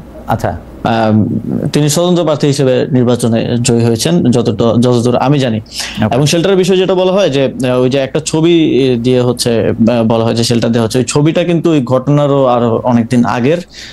এবং ছবিটা দেওয়ার সময় খুব ক্লেভারলি ওই যে নিচে যে ডেট লেখা থাকে, অনেক ফোন দিয়ে ছবি তুলে ডেট লেখা থাকে, ওই ডেট এন্ড টাইমটা আসলে কেটে দেওয়া হয়েছে। আমার কাছে ডেট এন্ড টাইম সহ ছবিটা আছে। তো এখানে একটা পারসেপশন তৈরি করা হয়েছে এই জায়গা থেকে। তো ঘটনা আমি স্থানীয় প্রশাসন, পুলিশ সবার সাথে কথা বলে যতটুকু জেনেছি, এই ঘটনাটা যেদিন ঘটে এবং বাদীর স্টেটমেন্টও আমি পেয়েছি যে যিনি ভিকটিম তিনিও বলেছেন যে আগের রাতে 2টায় ওইখানকার যিনি বিএনপির উপজেলা যুগ্ম আহ্বায়ক এবং ওই ইউনিয়ন পরিষদের সাবেক চেয়ারম্যান, তার বাসায় ওই বৈঠকটা হয়, যে বৈঠকে আসলে হত্যার বা হামলা করার সিদ্ধান্ত হয়েছিল। শাহ আলম তিনি কিছুদিন আগে অ্যারেস্ট হয়েছেন। ওই বৈঠকে এখন যাকে আওয়ামী লীগের চেয়ারম্যান বলা হচ্ছে শিমুল বিল্লাল, তিনিও উপস্থিত ছিলেন। ওই বৈঠকে ওই ওয়ার্ডের মেম্বার উপস্থিত ছিল, ওই এলাকাবাসীর যারা মাথা আছে সবাই উপস্থিত ছিল। রাত 2টা বাজে বৈঠক হয়। এইটা কিন্তু হচ্ছে বাদীর স্টেটমেন্ট, আমার কাছে স্টেটমেন্ট অডিও রেকর্ড আছে। এটা বাদী নিজে বলছেন যে ওই বাসায় বৈঠক করে হত্যার সিদ্ধান্ত হয়। এবং প্রথম 15 দিনের বক্তব্য যদি দেখেন ভিকটিম ফ্যামিলির, কোথাও আমার নাম কিংবা আমার বাবার নাম নাই। এবং যেই ব্যক্তি এই ঘটনায় তার স্ত্রী হারিয়েছে, 2 সন্তান হারিয়েছে, তার স্টেটমেন্ট আছে, ছোটখাটো মিডিয়াতে এসেছে, যে তিনি বলছেন যে তাদেরকে এই ঘটনা ঘটার পরে বিএনপির নেতা কর্মীরা তাদের বাসায় যান, তাদেরকে নানাভাবে চাপ প্রয়োগ করেন, কুপরামর্শ দেন, উপদেষ্টার বাবা এবং উপদেষ্টার নাম মামলায় অন্তর্ভুক্ত করতে বলেন, কিন্তু তারা সেটাতে আপত্তি দেন এবং সেটা তারা করেননি। কিন্তু পরিবারের আরেকাংশকে এবং তার মেয়ের ব্যাপারে যখন আমরা বিভিন্নভাবে তার সাথে কথা বলার চেষ্টা করি, তিনি বলেন যে তার মেয়েকে তিনি আর সেই সময়ের পর থেকে পাচ্ছেন না, তার মেয়ে অন্য জায়গায় আছে। এবং এই যে বিভিন্ন ধরনের স্টেটমেন্ট, বক্তব্য, যেটা প্রথম 15 দিনে আসে নাই। আপনি তো যে কোনো ক্রাইমের ক্ষেত্রে যদি আপনি ভিকটিমের বক্তব্য নেন, তাহলে তো আপনার ফার্স্ট বক্তব্যটা বিশ্বাসযোগ্য হওয়া উচিত, যেটা পরবর্তীতে তাদেরকে। এবং আমরা এরকম হতে পারে জনাব ভূঁইয়া, এটা কি এরকম হতে পারে যে প্রথম দিকে আপনার ভয়ে তারা সত্যি কথা বলতে পারেন নাই? আমার ভয় তো প্রথম দিকে যদি আমার ভয়ে না বলতে পারে, পরে কিভাবে তাহলে বলতেছে? অনেক কষ্টে সাহস এটা। এবং না, এখানে যদি যার স্ত্রী মারা গেছে, যার 2 সন্তান মারা গেছে এবং উনি সেখানে থাকলে উনিও হয়তো মারা যেতে পারতেন, তিনি বলছেন যে তাদেরকে চাপ প্রয়োগ করা হয়েছে। এই ভিডিওটা আছে, আমি প্লে করে আপনাকে শোনাতে পারি। যে তাদেরকে চাপ প্রয়োগ করা হয়েছে, তাদেরকে কুপরামর্শ দেওয়া হয়েছে যেন তারা আমাদের নাম অন্তর্ভুক্ত করেন, কিন্তু তারা সেটা প্রাথমিকভাবে রিফিউজ করেছেন। ওকে, তার নিজের স্টেটমেন্ট আছে। ওকে, আমার মনে হয় যে আমরা আরেকটু অন্য জায়গায় যাই। যে সম্প্রতি আপনার বাবা বিল্লাল হোসেনের বিষয়ে আরেকটা অভিযোগ এসেছিল, যেটা আপনি আসলে স্বীকার করেছেন, যে একটা ঠিকাদারি লাইসেন্স হওয়ার পর আপনি এটা বিব্রত হয়েছিলেন। আপনি বলেছিলেন যে সেটি আসলে একটি ভুল এবং এটি প্রত্যাহার করা হয়েছিল এবং তার এটিকে নিষেধ করা হয়েছে। কিন্তু আমরা দেখেছি যে একটা স্কুলের সহকারী প্রধান শিক্ষক শিক্ষকের এক উপর অত্যাচার, যেটি আসলে মানে তাকে বিবস্ত্র করে অমানবিক নির্যাতন চালানোর কথা, তিনি এই অভিযোগ করেছিলেন যে বিল্লাল হোসেনকে 2014 সালে বহিষ্কার করা হলে তখন আমি ভারপ্রাপ্ত প্রধান শিক্ষক হয়েছিলাম, সেটাই বিল্লাল হোসেন অর্থাৎ আপনার পিতা, সেটাই তার আসলে এই মানে প্রতিশোধ নেয়ার কারণ। এইটা সম্পর্কে আপনি একটু কিছু বলবেন যে এইটার বিষয়টা কি? ভাই, প্রথমত ওই রিপোর্টে তো খুব সুন্দর করে দেখানো হয়েছে, কান্নাকাটি সহ ইমোশন দিয়ে ইয়া করা হয়েছে। তো আমার কাছে এখানে পেপারেই আছে যে এই যে বহিষ্কারের কথা যেটা বলা হচ্ছে, এটা হচ্ছে বাবার স্বাক্ষর নকল করে, এবং হাইকোর্টের ভার্ডিক্ট আছে যে এই স্বাক্ষরটা নকলকৃত, এটা টেকনিক্যাল অ্যাসেসমেন্ট করে ভার্ডিক্ট দেওয়া হয়েছে। স্বাক্ষর নকল করে একটা পদত্যাগ পত্র, মানে অব্যাহতি পত্র, যে অন্যত্র চাকরি হয়েছে বিধায় আব্বু হচ্ছে যে প্রধান শিক্ষকের পদে অব্যাহতি এবং ছাড়পত্র প্রসঙ্গে এই যে আমার কাছে এটা আছে যে স্বাক্ষর নকল করে ওনাকে আসলে বহিষ্কার করা হয়েছে, যদিও সেখানে বলা হয়েছে যে অর্থ আত্মসাতের কারণে বহিষ্কার করা হয়েছে। আমার কাছে হাইকোর্টের এখানে ভার্ডিক্টও আছে এবং শিক্ষা বোর্ডের ভার্ডিক্ট আছে। এটা ওই সময় তো আর আমি উপদেষ্টা ছিলাম না, যে ওই সময়ের ভার্ডিক্ট আছে যে এটা স্বাক্ষর নকল করে তাকে তার পদ থেকে সরানো হয়েছে, এবং এটা তখনকার সহকারী প্রধান শিক্ষক হওয়ার জন্য এবং তখনকার ম্যানেজিং কমিটির সভাপতি তার কিছু কথা না শোনার জন্য এই ষড়যন্ত্রটা তখন করা হয়েছে। এবং আমার কাছে এই তখন, এবং এই যে শিখারানী যার কথা বলা হচ্ছে, তিনিও 4 বার বহিষ্কৃত হয়েছেন, 4 বার, একবার না 4 বার, এবং 4 বারের মধ্যে 3 বারই ওই সময়কার যিনি ম্যানেজিং কমিটির ডিরেক্টর মানে সভাপতি মোহাম্মদ আলীর দ্বারা 3 বার তিনি ইয়া হয়েছেন। পরবর্তীতে তাদের মধ্যে বোঝাপড়া হয়েছে এবং তারা বাবার বিরুদ্ধে এটা করেছে, যদিও হাইকোর্টের রায় একবার না, যখন শিক্ষা বোর্ড আব্বুকে পুনর্বহাল করলো ওরা সেটা মানলো না। আপনার কাছে কি মনে হয় যে এই যে একটা ষড়যন্ত্র বা আপনি যেটাকে বলছিলেন যে এইভাবে সাজানো গোছানো জিনিস, এটার কারণ কি? জনাব বিল্লাল সাহেব কি রাজনীতিতে ওইখানে সক্রিয়, নাকি তিনি রাজনীতি করবেন, নাকি আপনি উপদেষ্টা হওয়ার পরে আপনার এই জায়গার শত্রু বেড়েছে বলে আপনি মনে করেন? এটা আমি মুরাদনগরের বিষয়ে যদি বলি, মুরাদনগরের ইয়াটা ছিল নির্বাচন করা কিংবা রাজনীতি করার জায়গা থেকে না, কারণ মানে আমি যদি রাজনীতি করিও আমার মানে রাজনীতির সেন্টারটা মুরাদনগর হওয়াটা আমার জন্যই আরো নেগেটিভ, কারণ যোগাযোগ থেকে শুরু করে সময়, কারণ আমি পলিটিক্স করলে আমি ন্যাশনাল জায়গা থেকে, ন্যাশনাল অ্যাপ্রোচ থেকে করবো, আমি তার স্থানীয় পর্যায়ের নেতা হিসেবে রাজনীতিটা করবো না। তো সেই জায়গা থেকে আমার জন্য তো ঢাকা সুইটেবল পজিশন। তো আমি মুরাদনগরে মূলত আমার ইয়া ছিল যে আপনি জানেন যে বিগত আওয়ামী লীগের সময়ে কুমিল্লার যে অঞ্চলগুলো বিশেষ করে বিরোধী পক্ষের বিএনপি বা জামাত অধ্যুষিত সেই অঞ্চলগুলোতে উন্নয়ন কার্যক্রম হয় নাই বললেই চলে। এবং আমার এখানে আমি এসে দেখলাম যে অনেকগুলো কাজ স্যাংশন হয়ে আছে, বরাদ্দ আছে, কিন্তু সেগুলোর কাজগুলো আসলে শুরু করা হয় নাই ওই আঞ্চলিক বৈষম্যের কারণে। আমি সেই কাজগুলা আসলে করতে চাইছি এলাকায়, এবং ওই সংক্রান্ত যেই কার্যক্রম সেটার সাথেই ঠিকাদারি নিয়ে মানে ঠিকাদারি সংক্রান্ত টাকা পয়সা, ঠিকাদারি সংক্রান্ত কিছুই না এখানে। আসলে যেই লাইসেন্সটা বাবা করেছিলেন সেটা ছিল জেলা পর্যায়ের একটা লাইসেন্স, এটা মানে অত বড় লাইসেন্সও না, যেটা আসলে এক্সিএন কর্তৃক মানে জেলা ইঞ্জিনিয়ার যিনি থাকে স্থানীয় সরকার তিনি এটা দিয়েছেন, এবং সেটা আমি অবগত ছিলাম না। রিপোর্ট করার আগে আমাকে সাইর ভাই নক দিয়েছিলেন যে এরকম একটা বিষয় আমি পাইছি, এইটা তুমি জানো কিনা। পরে আমি খোঁজ নিয়ে জানলাম যে এটা সত্য, এবং আমি ওনাকে বলার পর উনি রিপোর্ট করলেন, এবং পরের দিন যথারীতি আমি সেটা, যেহেতু আমি এখানে দায়িত্বে থাকা অবস্থায় এটা স্বার্থের সংঘাত হয়, সেই জায়গা থেকে এটা ইয়া করা। কিন্তু এটা যদি আমার বাবা না হয় অন্য যে কেউ করার, তো এটা তার স্বাধীনতা আছে, যে কোনো ব্যক্তি হিসেবে তো ব্যবসা করার স্বাধীনতা আছে, কিন্তু আমি এখানে দায়িত্বে থাকা অবস্থায় এটা অবশ্যই স্বার্থের সংঘাত। যদিও আমাদের দেশে কোনো এমপি মন্ত্রী স্বার্থের সংঘাতকে কোনো অপরাধ বা ইয়া হিসেবে বিবেচনা করে কিনা আমি জানি না, কারণ আপনি যদি এখনো দেখেন আপনাদের প্রধান উপদেষ্টা করেন না, তিনি গ্রামীণের নামে অনেকগুলি জিনিস নিয়েছেন যেটা উনি পরে নিলেও পারতেন, নিজের ইয়াও বাদ দিছেন অনেকগুলা, নিশ্চয়ই আপনার আলোচনা করেন, সেটা ভিন্ন প্রসঙ্গ। তবে আমি সেটাকে কোনোভাবেই ইয়া করে নেই, প্রশ্রয় দিই নেই, এবং সেটা আমরা কিন্তু বাতিল করেছি সাথে সাথে, এবং আমি বাবাকে বুঝিয়েছি। এবং তার ওই ঘটনার পর থেকেই মোস্টলি গত 5 মাস বাবা আমার বাসায় আছেন, উনি স্কুল থেকে ছুটি নিয়েছেন 6 মাসের, যে স্কুলে উনি প্রধান শিক্ষক সেখান থেকে ছুটি নিয়ে বাসায় আছেন। আমি বুঝিয়েছি উনি বাসায় থাকছেন, যেহেতু বাইরে গেলে নানা ধরনের বিতর্কে জড়ানোর একটা চেষ্টা আছে। এবং খালেদ ভাই, আমার কাছে যে রিপোর্টটা হয়েছিল সেই রিপোর্টের সব পেপার একদম এভিডেন্স সহ আমি একদম নিয়ে বসছি। ওকে, যদিও হয়তো এত সময় হবে না ইয়া করা। না অবশ্যই সময় হবে, আমি এটা নিয়ে কথাও বলতে চাই, কিন্তু দুটো বিষয় আপনার একটু প্রশ্ন আছে। আমি প্রথম কথা হচ্ছে যে আপনি এটা একদম পরিষ্কার করেছেন যে মুরাদনগর বা স্থানীয় রাজনীতির ক্ষেত্রে আপনি নিজেকে রাখতে চান না, স্থানীয় এলাকায় এমপি হওয়াটা সেটা আপনার জন্য নানা কারণে এটা এখন কঠিন। তো এইটি তো মোটামুটি পরিষ্কার, আপনি রাজনীতিতে এলেও আসলে মুরাদনগর থেকে আসলে নির্বাচন করার ব্যাপারে আপনার কোনো ইচ্ছা নাই। সেটি আসলে মূলত ওই এলাকায় যে কাজ বা উন্নয়ন কর্মকাণ্ডের মধ্যে থেকে আসলে ভাগবাটোয়ারা নিয়ে এটা হইতেছে, এটা একটা পরিষ্কার বিষয়। দ্বিতীয় জিনিসটা, আপনি যেভাবে বলতেছেন এবং যে এভিডেন্সগুলো এখন আপনার হাতে আছে, সেই ক্ষেত্রে আপনি এটা আদালতে ট্রাই করবেন কিনা, যেসব অভিযোগগুলি করা হয়েছে আপনার বিরুদ্ধে বা যারা আপনার বিরুদ্ধে অভিযোগ করেছেন, যারা আপনার বাবার বিরুদ্ধে অভিযোগ করেছেন, ব্যাপারটা আপনি আদালতে তুলবেন কিনা? হ্যাঁ, প্রথমত কেউ লিগ্যাল কোনো অভিযোগ তো করেন নাই, এখানে ডিফেমেশন করা হয়েছে এবং এক ধরনের পারসেপশন তৈরি করা হয়েছে, সোশ্যাল জাস্টিস হয়েছে আর কি, এক ধরনের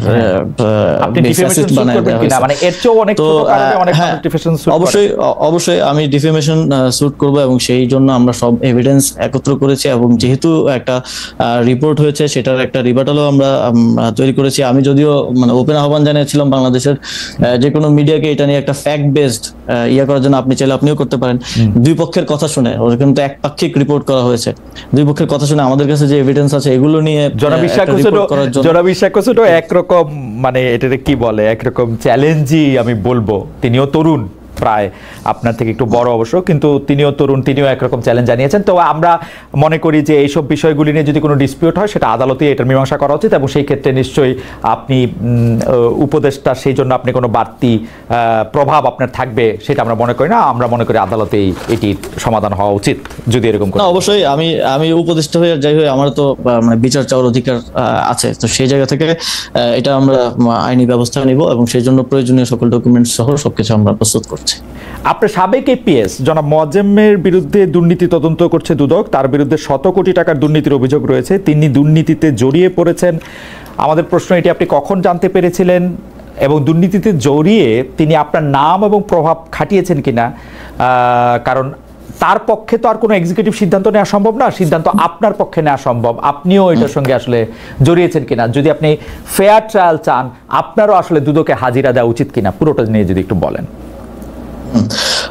এটা তো খালেদ ভাই, এটা তো মানে বিভিন্ন রিপোর্টে আসলে পারসেপশন তৈরি করা হয়েছে। এখন যদি আমি প্রথম দিক থেকে বলি যে মোয়াজ্জেম নিজে অব্যাহতি দিয়েছে, তো অব্যাহতি দেওয়ার পরে এটা সংবাদ মাধ্যমে প্রচার করা হলো যে এটা করা হয়েছে, এটা মানে তাকে বহিষ্কার করা হয়েছে, মানে অপসারণ করা হয়েছে। অব্যাহতি আর অপসারণের মধ্যে তো পার্থক্য আছে, তো এটাকে প্রচারটা করা হয়েছে প্রাথমিকভাবে ভিন্নভাবে, এবং পরবর্তীতে আমি যেটা বললাম যে এই যে গোয়েন্দা সংস্থা চোথায় নিউজ করে 311 কোটির একটা নাম্বার উইদাউট এনি রেফারেন্স উঠায় দেয়া।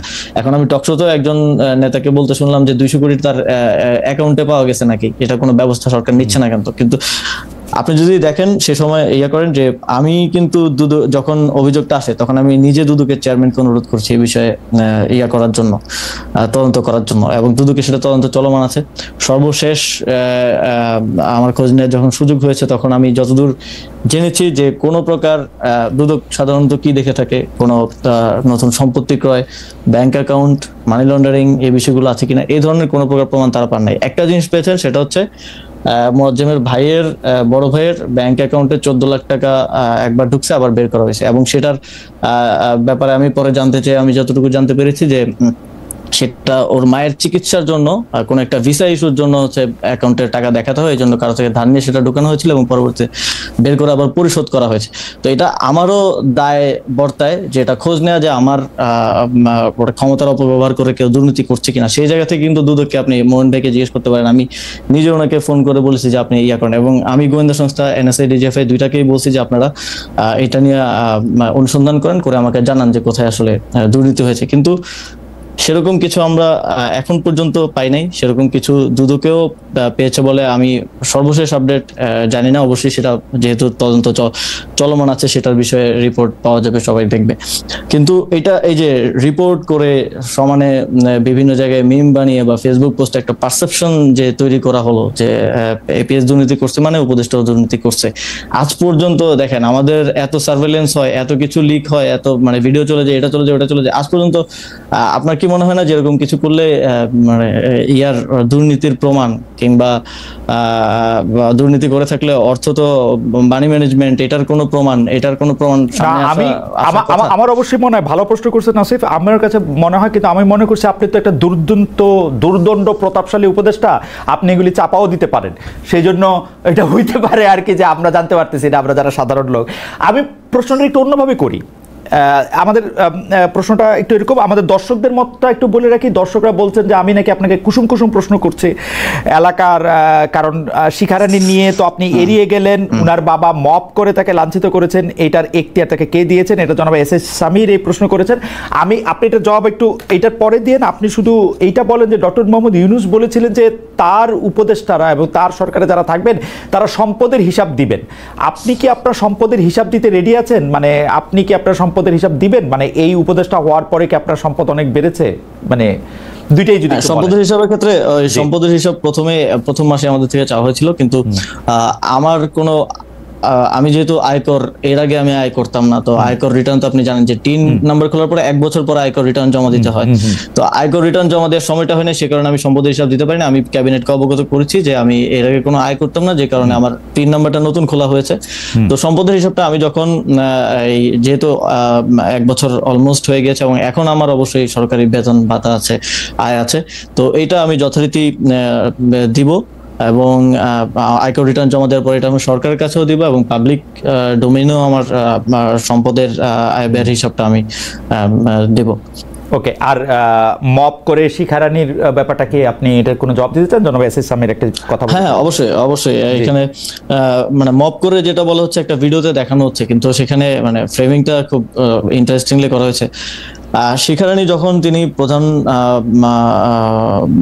মানে ভারপ্রাপ্ত প্রধান শিক্ষক ছিলেন, যখন বাবাকে এই যে স্বাক্ষর জালিয়াতি করে অব্যাহতি দেওয়া হলো 3 কি 4 বছর 5 বছর বোধহয়, তো সেই সময়টাতে তিনি শিক্ষার্থীদেরকে মানে কেউ হিজাব পরে আসলে তাকে মারধর করা। আমাদের ওই স্কুলে আমি 2 বছর পড়াশোনা করেছি, ক্লাস 6-7। তো স্কুলের পাশে হচ্ছে একটা মসজিদ আছে, ওই মসজিদ এবং স্কুলের সংযোগের জন্য একটা পকেট গেট আছে, ওই পকেট গেটটা উনি বন্ধ করে দিয়েছিলেন যাতে স্টুডেন্টরা নামাজ না পড়তে পারে, স্টুডেন্টদেরকে মারধর করা। আপনার মনে আছে খালিদ ভাই, 5 আগস্টের পরে ইভেন হলিক্রস কলেজের মতো ইয়াতেও যেসব টিচারদেরকে স্টুডেন্টরা পছন্দ করতো না, তাদের বিরুদ্ধে এক ধরনের মব তৈরি করা হয়েছিল। এবং মানে দেশের অনেক ভালো ভালো স্কুল কলেজে এই ঘটনাগুলো ঘটেছে এবং এটারই ধারাবাহিকতা হিসেবে 5 আগস্টের পরে শিখারানী রায়ের বিরুদ্ধে যেহেতু স্টুডেন্টদের একটা ইয়া ছিল, কিন্তু ক্ষোভ ছিল, তারা সেটার বই প্রকাশ করতে গিয়ে। জনাব আসিফ মোহাম্মদ সজীব ভাই, আপনি কি সত্যি এটা বলতেছেন যে বাংলাদেশের কোনো একটা হিন্দু স্কুল শিক্ষক, আমরাও তো আসলে হিন্দি স্কুল শিক্ষক শিক্ষিকার কাছে আমরা পড়েছি, কিন্তু তারা কখনো নামাজ পড়তে বাধা দিয়েছেন, হিজাব পরেছেন বলে কাউকে মারধর করেছেন, এরকম আমি কখনো দেখি না, এক্সপেরিয়েন্স করি না। খালিদ ভাই, আপনি আপনার বাড়ি তো মুরাদনগর, আপনি আপনার বাড়ি থেকে যে কাউকে হচ্ছে আমাদের ওই স্কুলের আশেপাশের যে কোনো র্যান্ডম যে কোনো বাসায় গিয়ে কথা বলতে বলেন, তারা এটা বলবে, তারা এটা একদম। এবং আমরা ওই যে রিপোর্টের ইয়াতে ওই আপনি যদি যে কোনো স্কুলের স্টুডেন্টকে জিজ্ঞেস করেন, ইভেন ওই বাচ্চাটাকে মারা হয়েছে হিজাব পরার কারণে পিটিতে, স্কুলে যে প্রারম্ভিক যে ইয়া হয়, এবং তার দাদি আসছে বিচার চাওয়ার জন্য, তার দাদিকে লাথি মেরে ফেলে দেওয়া হয়েছিল সে সময়টায়, এবং তিনি সে সময় দুর্দণ্ড প্রভাবশালী ছিলেন এবং 2 জন স্টুডেন্টকে তার কথা না শোনার কারণে তিনি পুলিশ দিয়ে অ্যারেস্ট করেছিলেন, মানে 2 জন আন্ডার এজড মানে স্কুলের স্টুডেন্ট আর কি, 14-15 বছরের 2টা বাচ্চাকে। এইগুলো আপনি সেখানে ওই আশেপাশের অভিভাবক যারা আছে যে কাউকে জিজ্ঞেস করলে এই বিষয়গুলো আপনারা জানতে পারবেন। বেশি দিন আগের তো ঘটনা না, 2014 সাল থেকে 19 সালের ঘটনা।